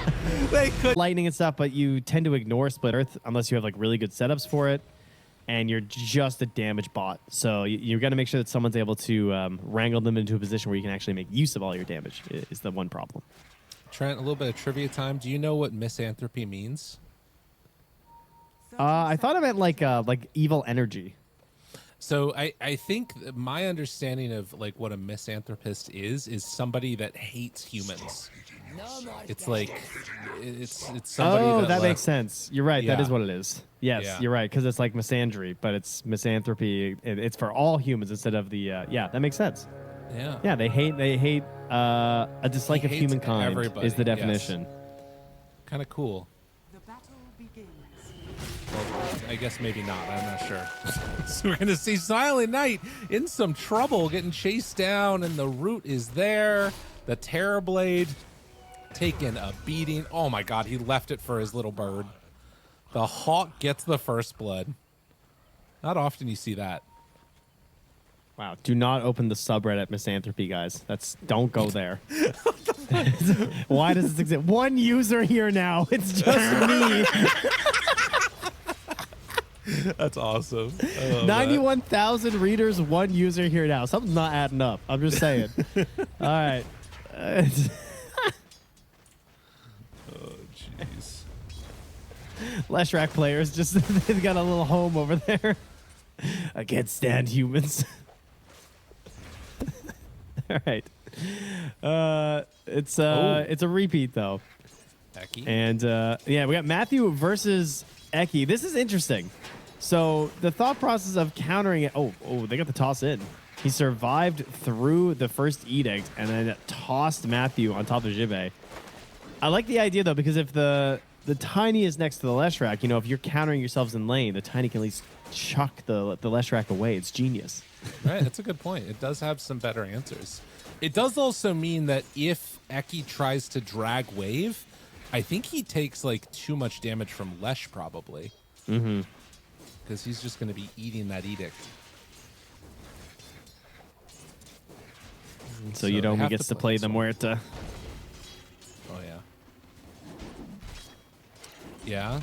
We'll see how Yeah. he does here. Dead shots could become a bit of an issue. Smiling Knight is going to step on forward and hit Vitaly.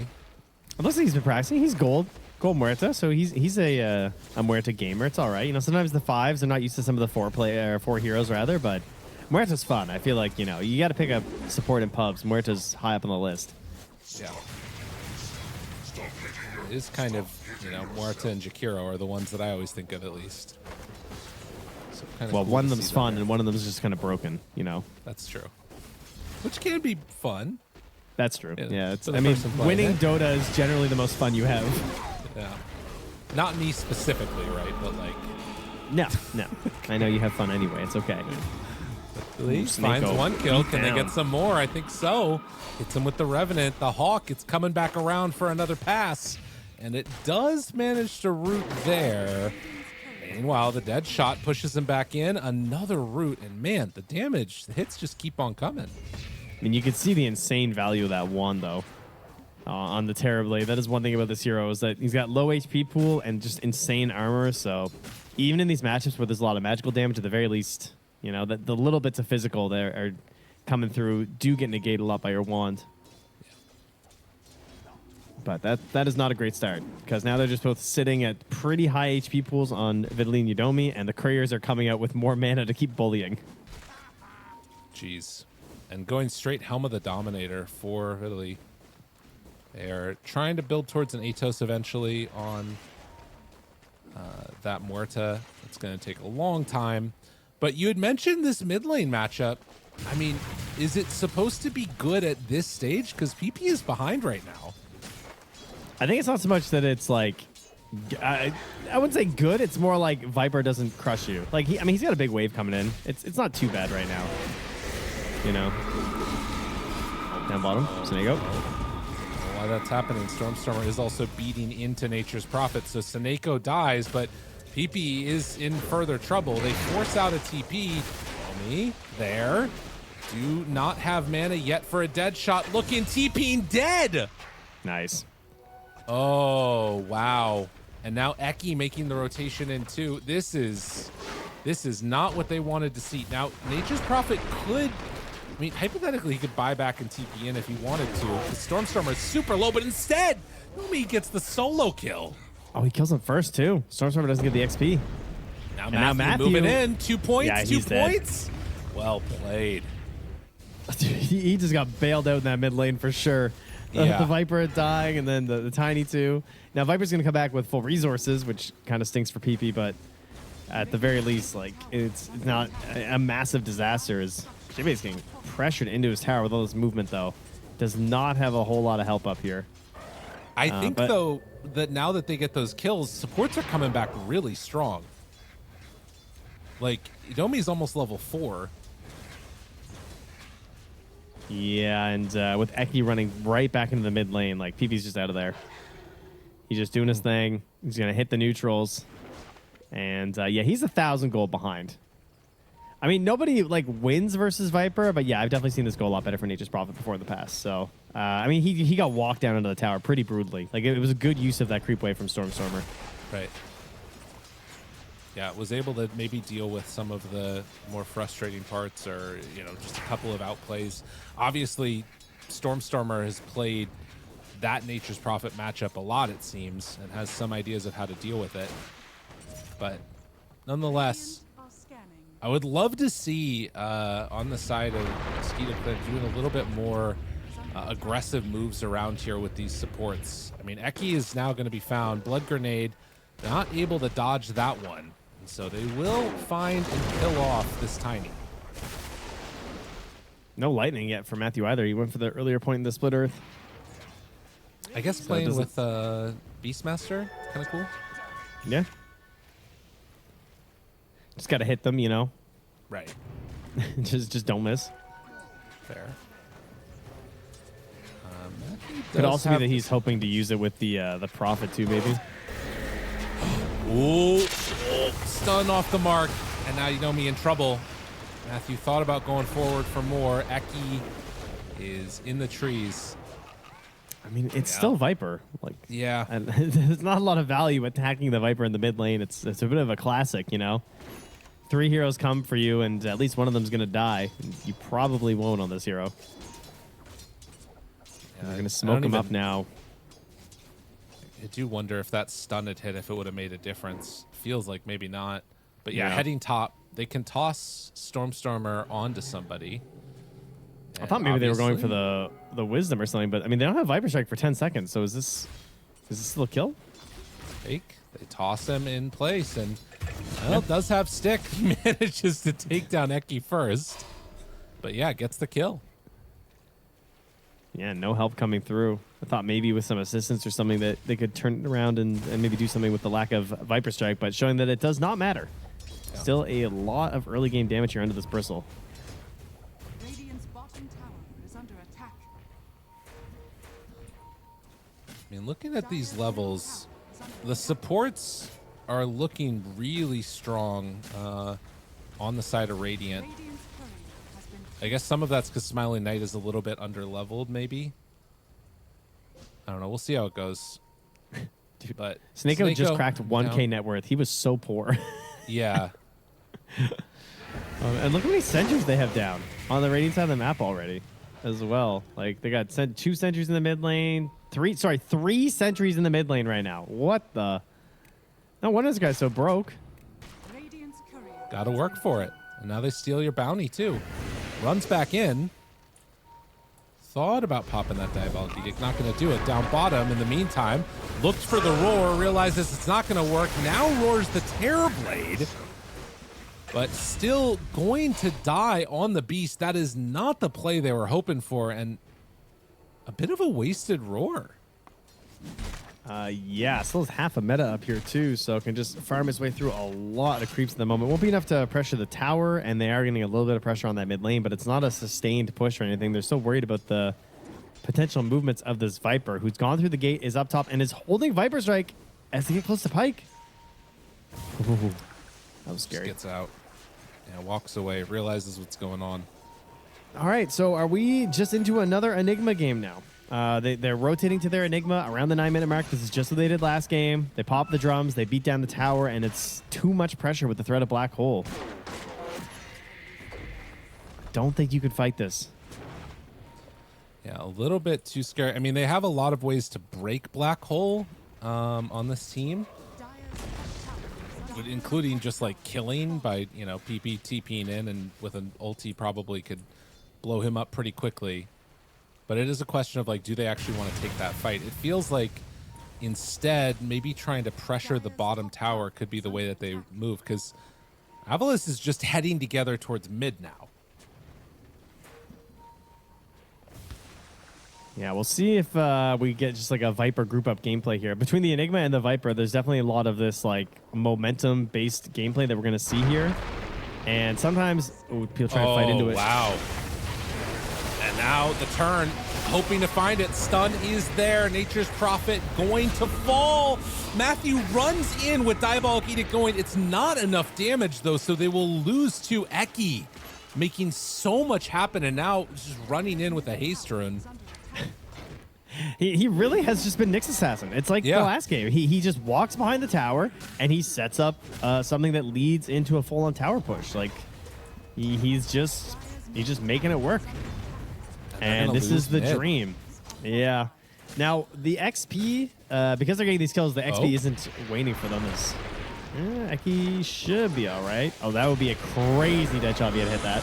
Oh, no. Matthew again, getting low. He gets the Diabolic Edict off, but is just going to die. And this rotation, it does save the tower, but they lose Lesh again and can't get much done. I guess at the same time, they're pressuring bottom, which is something. They take down that tower. Yeah, I mean, this is hoping to pressure Smiling Knight away from this area of the map as he's just sitting here farming the Ancients. But he is not worried about it. All right, well, we know the game plan from AVULUS. They're just going to run behind either Enigma or Viper or both and moving towards his objectives for a little bit. Viper definitely has a big fall-off period right now, I think. Like, this Hurricane Pike build-up is what we pretty much always see. But during that, it's like he doesn't, like, change very much, you know? Yeah. Like, he's really dependent on his teammates to initiate the fights and start things off. He's just kind of like a walking tower that's pretty slow. But if he opens up an opportunity for a good Viper strike, then the fight generally goes fairly well your way. But until there's a Blink Dagger on the Tiny or on the Enigma, this might be a little bit of a reprieve here for Mosquito Clan to get up some items of their own. Oh, the Croaker's coming in. Hit him, Croaker. And the damage. Oh, chain stun. Croaker get destroyed. Okay. Croaker, dude. I mean, that is something to consider, right? This window is where Viper is strong to buy some space for Terrorblade. And every second that goes by, Viper gets a little bit less strong. As you're talking about, Black Hole up top takes down Pike. Speaking again, less strong. Yeah. So maybe it's not even worth it if you're losing your carry at the same time. Yeah, unfortunately not. And that does get the gold over towards Jibbe for the Blink Dagger. So they have their own initiating threats now when that Black Hole comes back up. Smiling Knight will just go right back to it in terms of the farming here. But, I mean, Roar, you know, it's only 40 seconds away. They could try again. Yeah. And you are close to Helm of the Dominator, or Helm of the Overlord for this Beastmaster. So there's some, you know, interesting things that could start happening around that. That usually is the timing when, as the Beast, you try and take Roche. Could be something to look towards. And of course, Tormentor, you know, coming up here in 2 minutes. Yeah, how are they set for Tormentor as AVULUS? Because like they feel like they're stronger right now. I would say it's fair in most instances of the fight, especially with like the Blink Black Hole. Can you contest this as the Dire? They have some annoying spells like Deadshot and the Calling around the pit. They have Wrath of Nature. I think dropping some wards here would be of paramount importance right now to Mosquito Clan, but they might be losing their Leshrac. Close to being within Blink Malefice range. That might have just sealed his fate, but he gets away. We get pushed back towards the Wisdom Shrine here as we get close to 14 minutes. Arcane Pike done for the Viper. Got a little bit more mobility. And in the meantime, Zibe is still sitting around this area up top where Pike is finishing off his Ags. Everybody just getting into position. I think the biggest thing for me is that Terrorblade, I find it hard to find a way that Terrorblade is a hero in the Tormentor fight versus Bristleback, who is going to be a monster. You know what I mean? Like, yeah, that's true. Yeah, I'm not sure if you can overcome that as AVULUS or if you just like need to give up the Roche. Or sorry, give up the Tormentor. It's really going to matter based on if they can get like some sort of a pick here from Jibe. Yeah. I mean, he'll have Black Hole up when it happens, but yeah, Bristle's going to have Eggs. So if they're in position as the Tormentor spawns, like they will just get on Mosquito Clan for sure. Right. It'll go so quick. And they're moving. And then he does have the Dragon too, which is kind of ideal because they want to push the wave out. Eki is also coming right now with Blink Dagger and wards. They're in position. Baby. This is good ward. Oh, Lee finds the Jakiro. Dude, he's just running. Thinking about it, wanting the jump for. Oh my God, he went into everybody. Macro Pyre down, maybe an opportunity here. A good chunk of damage. The follow-up Ice Path, but there they get it. Roar onto Eki. He's gone. Still have Black Hole at the ready. The Dragon's Well, just they're in there there. in 1 second. They will. Yeah, actually, Snake's just destroyed dying. him. Dragon on Dragon Snako violence. goes down. They find that everyone kill. knows Dragon is super effective versus Dragon. It's just a fact, you know? That's right. It's Gen just life. 1, ever since then. All right, battle for the Tormentor. Who's going to take it? They move up here with Zibe. They'll spot out Matthew, see an illusion on the low ground. There's no way you can sneak the Tormentor. That's not going to happen. No. Yeah, no. But if AVULUS can hold this angle until Jakiro can reconnect with them, maybe they can sort of control this area. Oh, Matthew's going to get found. Tries to back away. They actually are just going for it? No, there's no way. No, I can't. Oh, I don't like the angle that Mosquito Clan's at, though. They're so split and separated right now. Yeah, they're pinging. They also see that ward is there. Scan connects. Oh, the turnaround. They wrap Smiley Knight. He reveals himself for a moment. Big Golem is there. Pike is out to the side. Now they wrap. They find Lesh. They get him. Matthew gone. Still ends up taking Smiley Knight a lot of damage there. When does PP join in? Onto creeps. They have Lesh back up in 20 seconds. Now the Atos buyback comes from the Lesh. He wants to get into this fight. Now they jump in with PP, finds Zibe there to the side. Deadshot pushes back, connects onto Eki. They still have Blink Black Hole if they want to use it. Eki blinks out. They're all alive. Walking up this hill is scary. It's really, really scary. Pike jumps in, and now they got to be careful. The break is there onto the Bristleback. He drops down the Bristleback, but the Black Hole comes out, connects. Zibe not doing enough, though. They couldn't catch on Vitaly. They lose 3, 4-1. And with that, he's probably secured the Tormentor. Yeah, Vitaly goes, grabs an Ancient Creep, brings it over, get a little bit of help, and it's just nothing left in the tank. Another great part of this Leshrac, it's a lot of damage. Oh my god. Jesus. I'm remembering that last game. Oh, God. That was horrifying. Let's see that replay of how that ended up going. Because it looked so good for a second there, but just kind of getting whittled down. Yeah, I mean, it's just scary too. Like the way they're positioning, they can't lock too much with the macro pyre, and then they're all running in this big clump too. And then PP finally joining, gets a good sprout. Eki manages to blink out of here really low, so that was great. But you know, he's just so low on resources. When you're sitting on the Tiger, I'm like, how do we fight? Like your Viper's missing a lot of his toolkit, which is just being tanky. Like he's already at half health when like what feels like the real fight begins, and he just bails as Chipe pops the black hole. He's like, sorry, man. I don't think this one's going to work out well for us. Man. And you know the thing that's interesting is that, like, this Tormentor is obviously important, but it doesn't feel like getting the kill on it there completely shifts the game. It's just, like, pulling it slightly into the favor here of Mosquito Clan. Eki. Little spot. Domi there. The root. There it is. Revenant connects the silence and the kill. I mean, those little kills, too, are pretty painful. Yeah, this Atos is just, if he catches you, and anyone like Matthew especially is nearby, then you're just a goner. Mega farmed on Morta. Atos drums is pretty strong. And the key item a lot of the times to these position 4 Leshraks is that Blink Dagger, which Matthew's getting close to, just to ensure that you have the perfect position and get your maximum damage out. He is just fully relying on the blink for the split earth follow-ups into the damage from the Misanthropy Diabolic Edict. It is pretty crazy. Yeah. While this is going on, Lily just keeps on farming up on this Beastmaster. Helm of the Overlord done.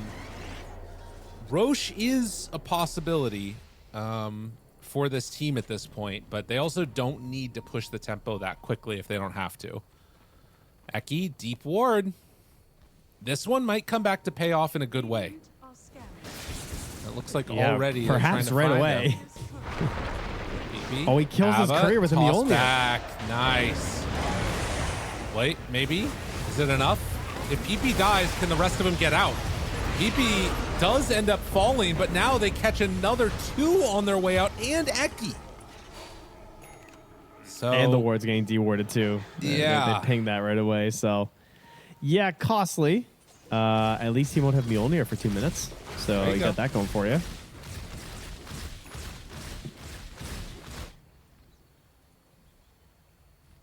$12-17. So wait, the Mjolnir prop killed Eki's courier? Is that what happened? No. Eki killed Nature's Prophet's courier. Got it. Got it. Pretty sure. Yeah.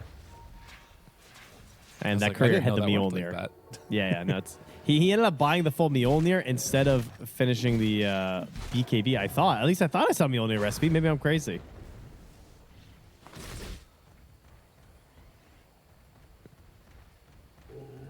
Guess I'll find out. Trent, has your wife ever said to you, I think you have ADHD? No, why? No reason. It hasn't happened to me either. Oh, right. Okay, yeah. Just wondering. Right. Yeah, you didn't have that. No, just nah.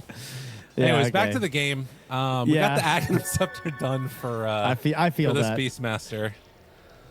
And we're getting into it. I mean, he's starting to hit very hard now.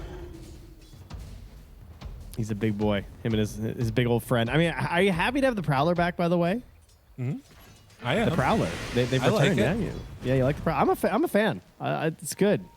You know. You must love them as Darkseer too, because you can actually kill them. Yeah, I mean, cool. Well, the problem is that they don't allow you to take the other one. So if you build a stack, that means that like the Iron Shell kill with smoke takes longer. That makes sense. Yeah.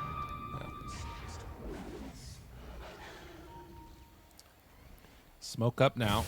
The last one was broken. AVULUS, realizing that smoke's broken, going to try and run and find some kills down on the bottom side of the map.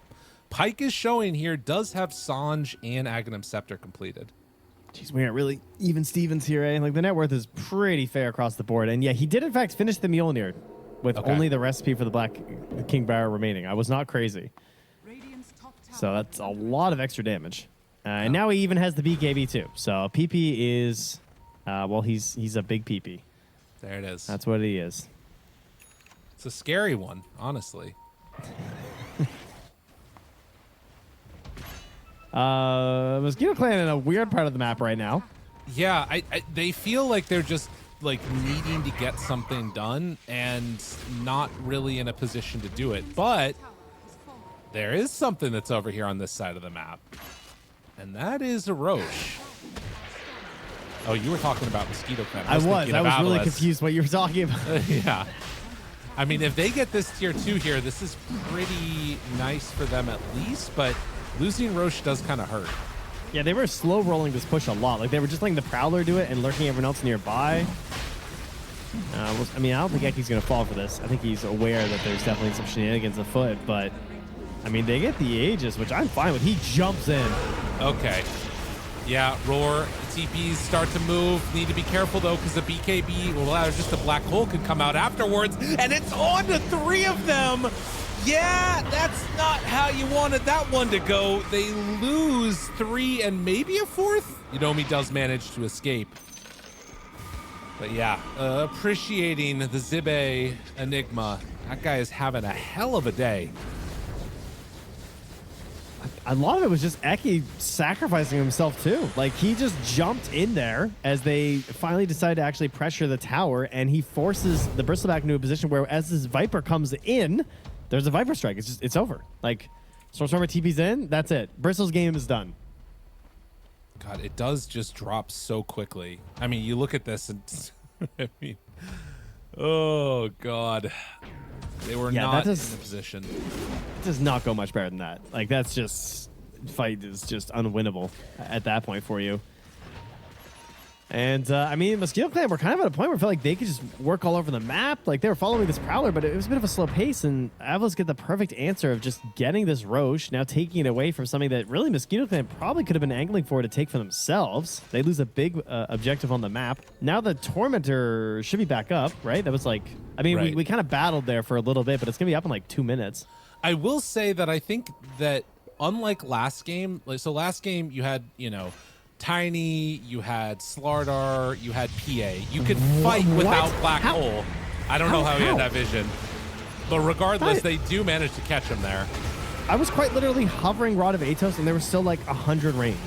Oh my God, they got the Roar 2 on the Stormstormer. That's Aegis down. This is the problem. Like last game, they could fight without Black Hole. This time, they win the Black Hole fight, but if they don't have it, they get ran over. It creates a really tough situation, I think, right now for AVULUS. And this is going to be perfect timing. Aegis, yeah, they can just back it up right up to the Tormentor after this.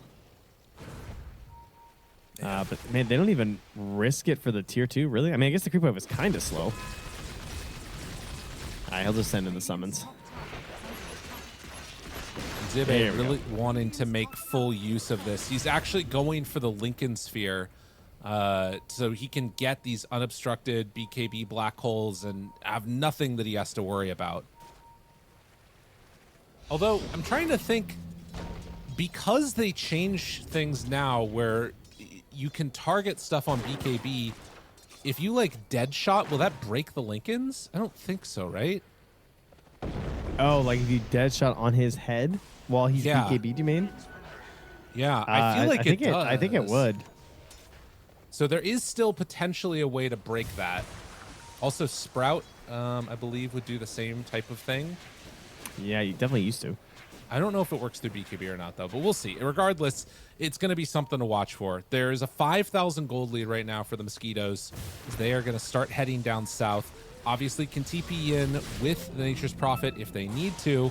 Smoke breaks. Eki blinks in again, aggressively caught. Do they have anything to follow this up? BKB Black Hole's ready. They are all grouped together. Ooh, they don't like the look of it. Don't like the look of it. I don't know. I think Bristle was dead if he jumped. It did look kind of good. Like, Stormstorm was close enough for a very quick follow-up right after during the Black Hole. Yeah. I guess maybe was worried about not being able to catch the Roar. Yeah, has to be before. And they will jump right into this Tormentor. The Dream, I mean, actually, I'm not sure who has it. Lesh is pretty good, I feel like. Yeah, Lesh is amazing. Beastmaster is also great.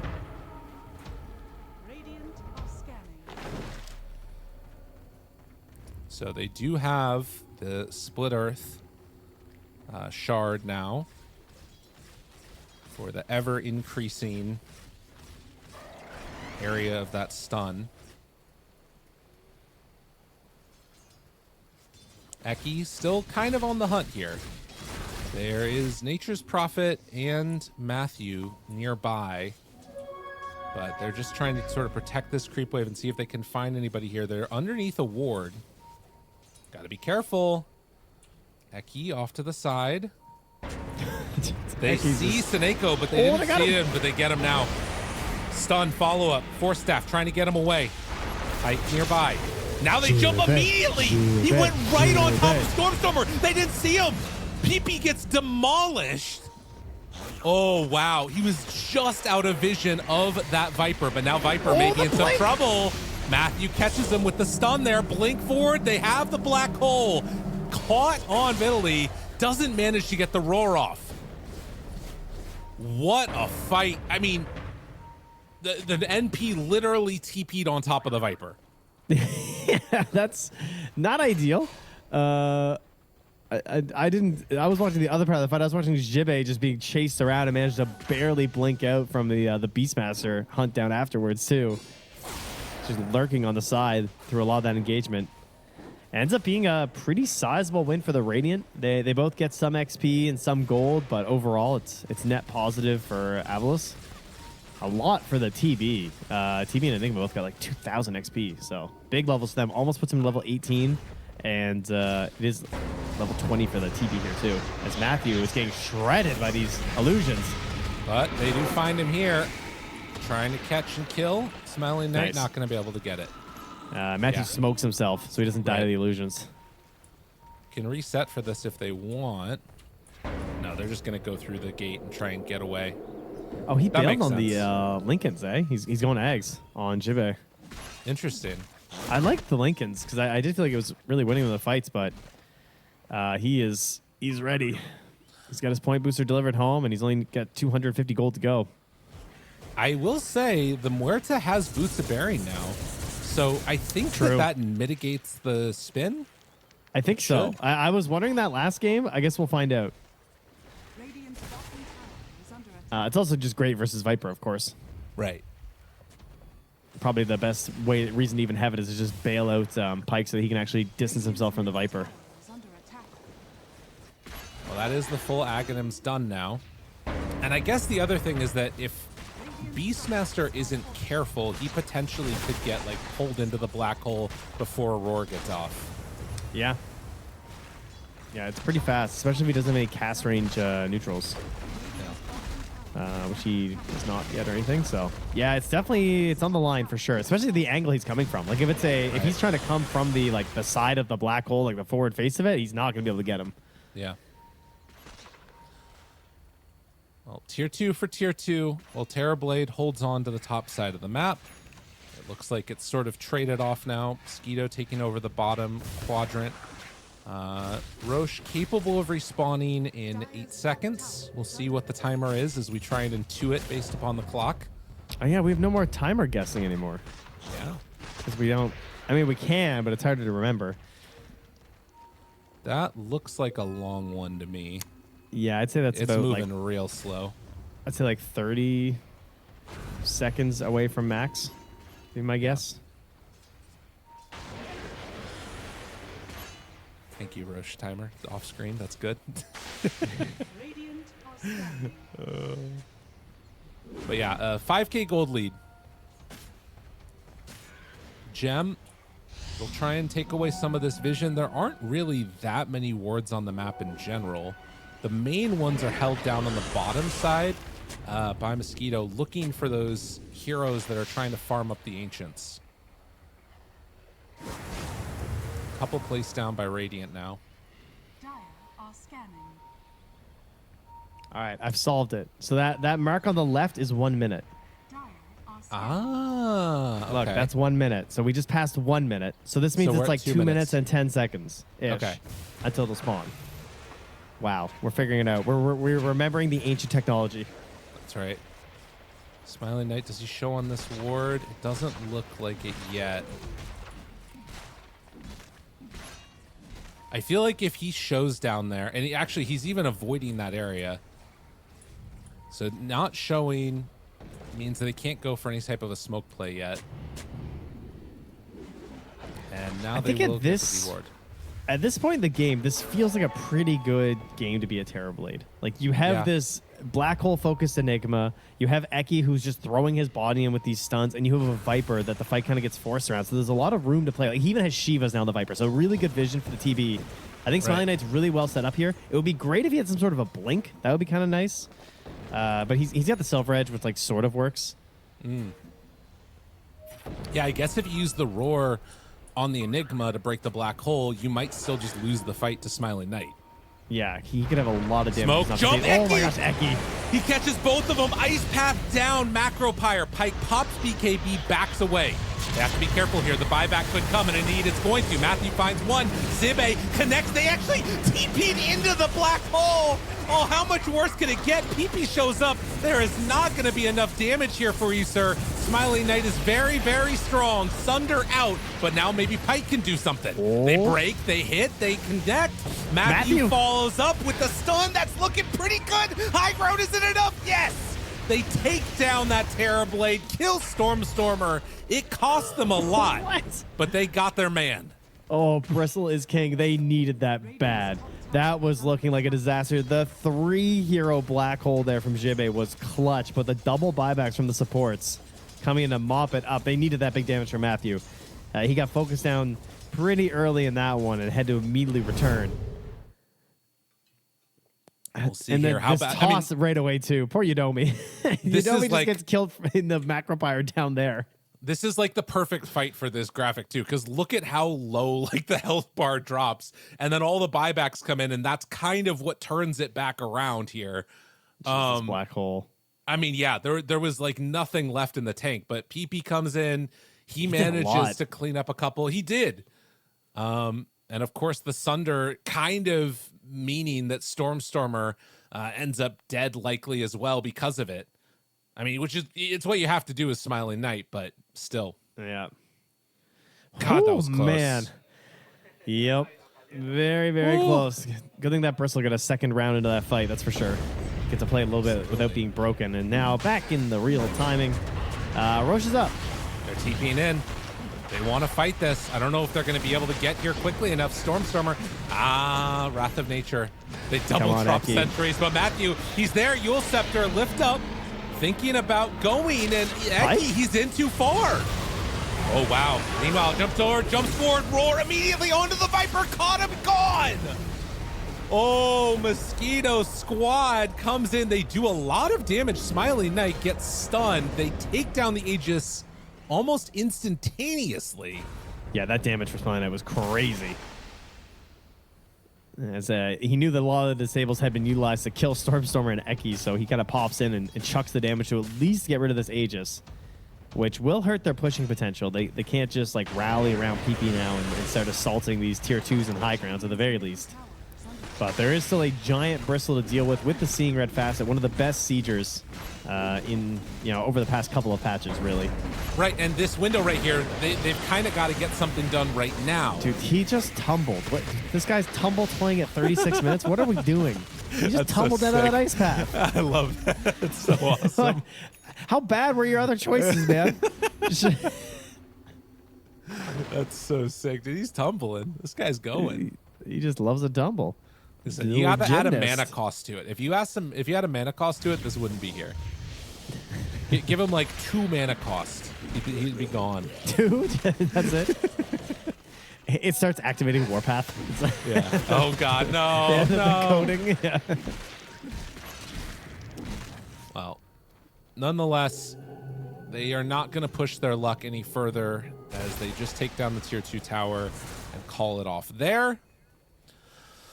Oh, geez. They also have... Man, there actually are a couple more Tumblr's toys around, aren't there? They have Tumbler toy on Matthew also. They've figured something out. They're in the know. Very interesting. Well, as we approach the 40-minute mark, it is still a substantial lead, but with Refresher now on Enigma, literally anything could happen. He is trying so hard to pull them back from the brink with these black holes. Yes. Between last game and now even that last fight at the tier 2 when he caught 3 heroes. Right. Jibe is like Atlas right now. He just got the world up there. He's just holding them as hard as he can. And he's got Ags, right? Like, honestly, if you catch 2 with your first black hole, even if you get destroyed afterwards, like, it could potentially happen. Oh, man. Tormentor. They got it for Fiddly. So, call the Wild big Hawk. Smoke. Dire's middle tower is under attack. I mean, and this is really cool, too, right? You push mid like this, the tier 2 tower, they have to respond with heroes, which means they're giving up their position. They have a great ward in this area. Oh, Beastmaster? Beastmaster? They walk right into him. BKB out. Does he have anything to get away? They black hole for the Beast. Okay. Round 2, are they going to stick around? Zibe, he still has it. There's the TP out from Domi. They managed to get away with everybody else. Everybody else bailing. But yeah, they got that tier 2 at the same time. I mean, instantly PP is up top and trying to control these creep waves too. So he's going to chuck a Treant there with a static shield. We're seeing this all the time for these Nature's Prophets. Trying to minimize what sort of goals they can attain with this Beastmaster being dead. But it is just one more kill on the long road here to success. We didn't see that, Jibe. Don't worry. He did immediately refresh as well. Just wants to make sure. Yeah. It's up and ready. Oh my god. I will say I was playing a little bit of like Treant in Turbo. I saw that game actually. Yeah. I was getting Ags with a refresher as the Treant, and I gotta say the reason I'm bringing it up is refreshing Midas is like the best feeling ever. You know, you're like, I gotta use my ability, I gotta refresh Midas, and suddenly you get 2 extra charges, and like now he's a good chunk of the way towards the Lincoln Sphere. Oh, it's so good. It is kind of crazy, yeah. And it certainly does not hurt to have a couple charges on that thing. Give Midas 3 charges. Make it happen. Yeah.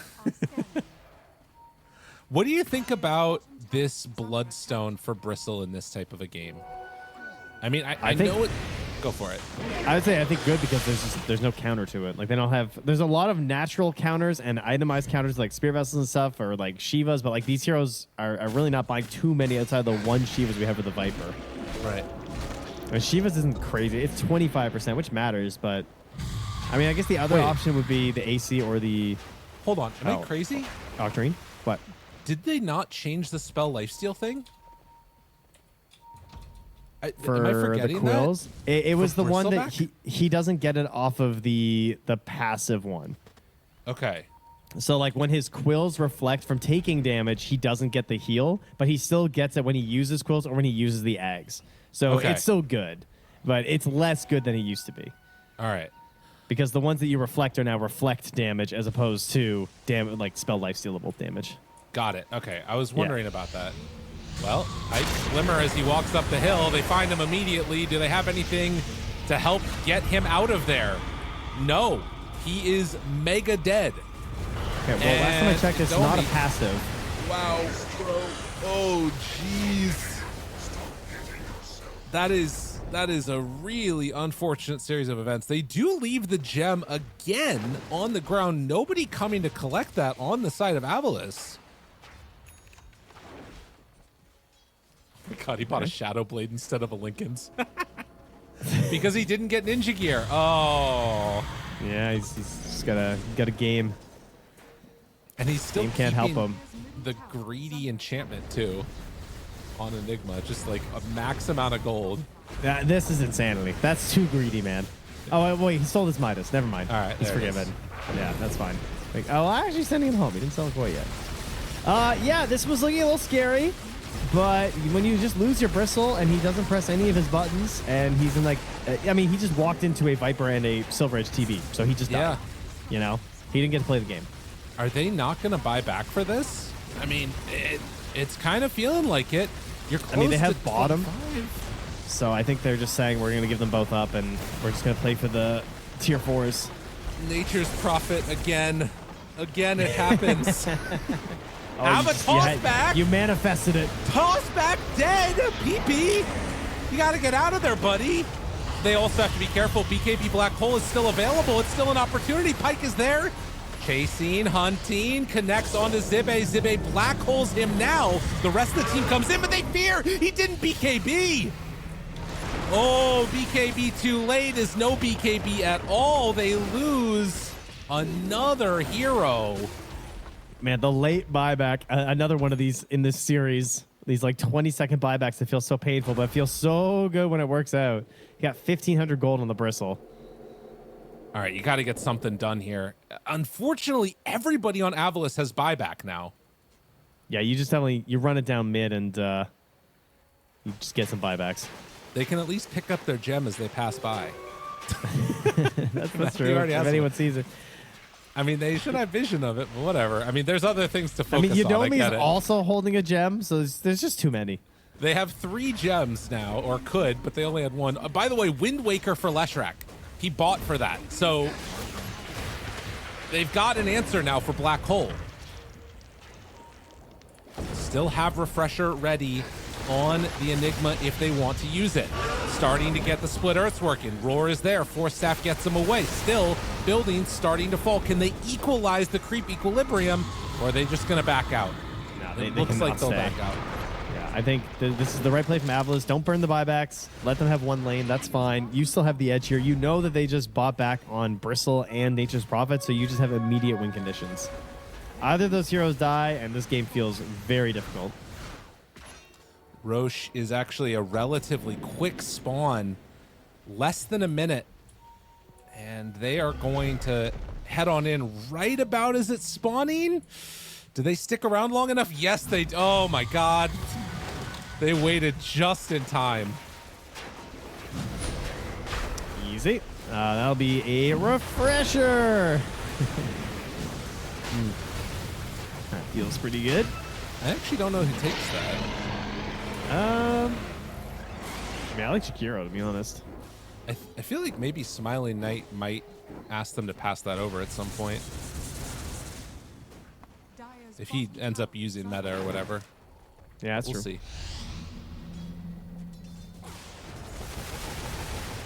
Now Jakiro's keeping it, still working on his Aghanim Scepter. Close in net worth, but not feeling close in this game. No, it's about how the fight started at this point in the game. Like they don't have this overwhelming threat of the roar. It just doesn't feel as strong at this point where like someone's gonna die and be blown up. Just there's so much counterplay. The BKBs are wearing a little bit thin here at this point.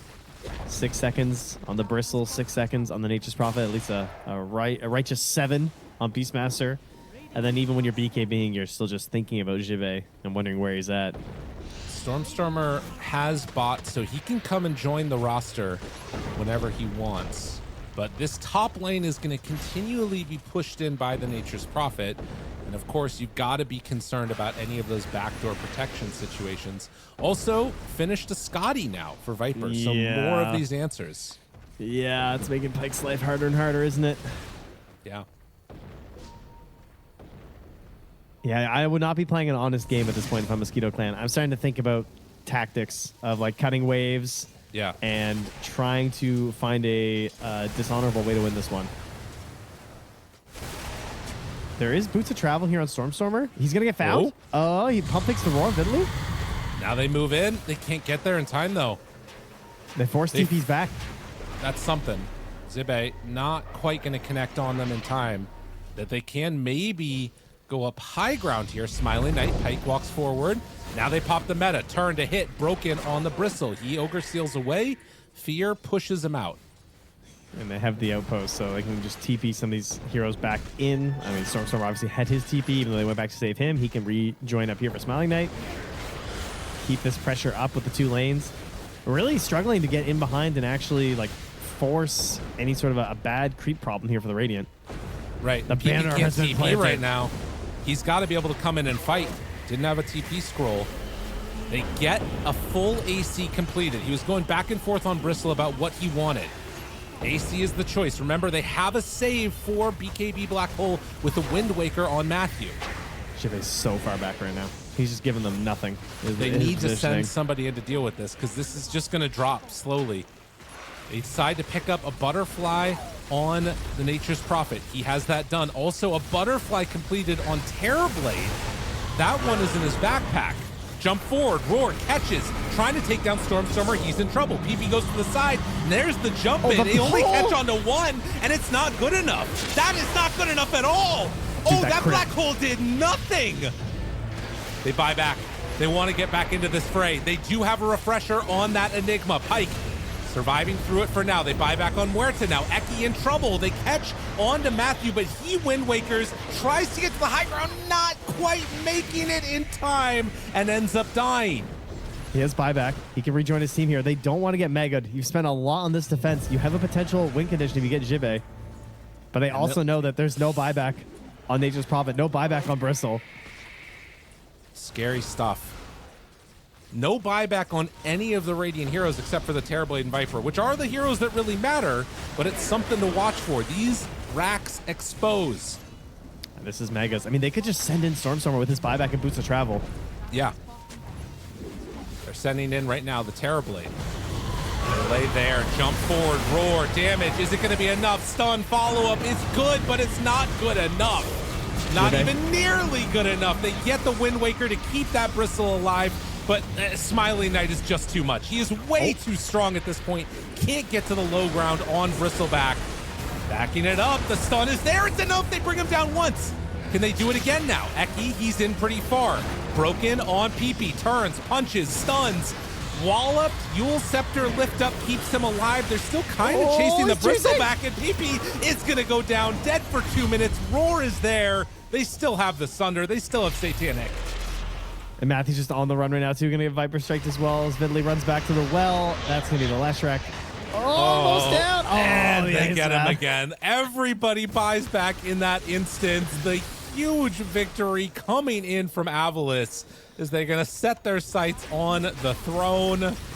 Bristle was not enough in the end, and only the Beastmaster is left alive here.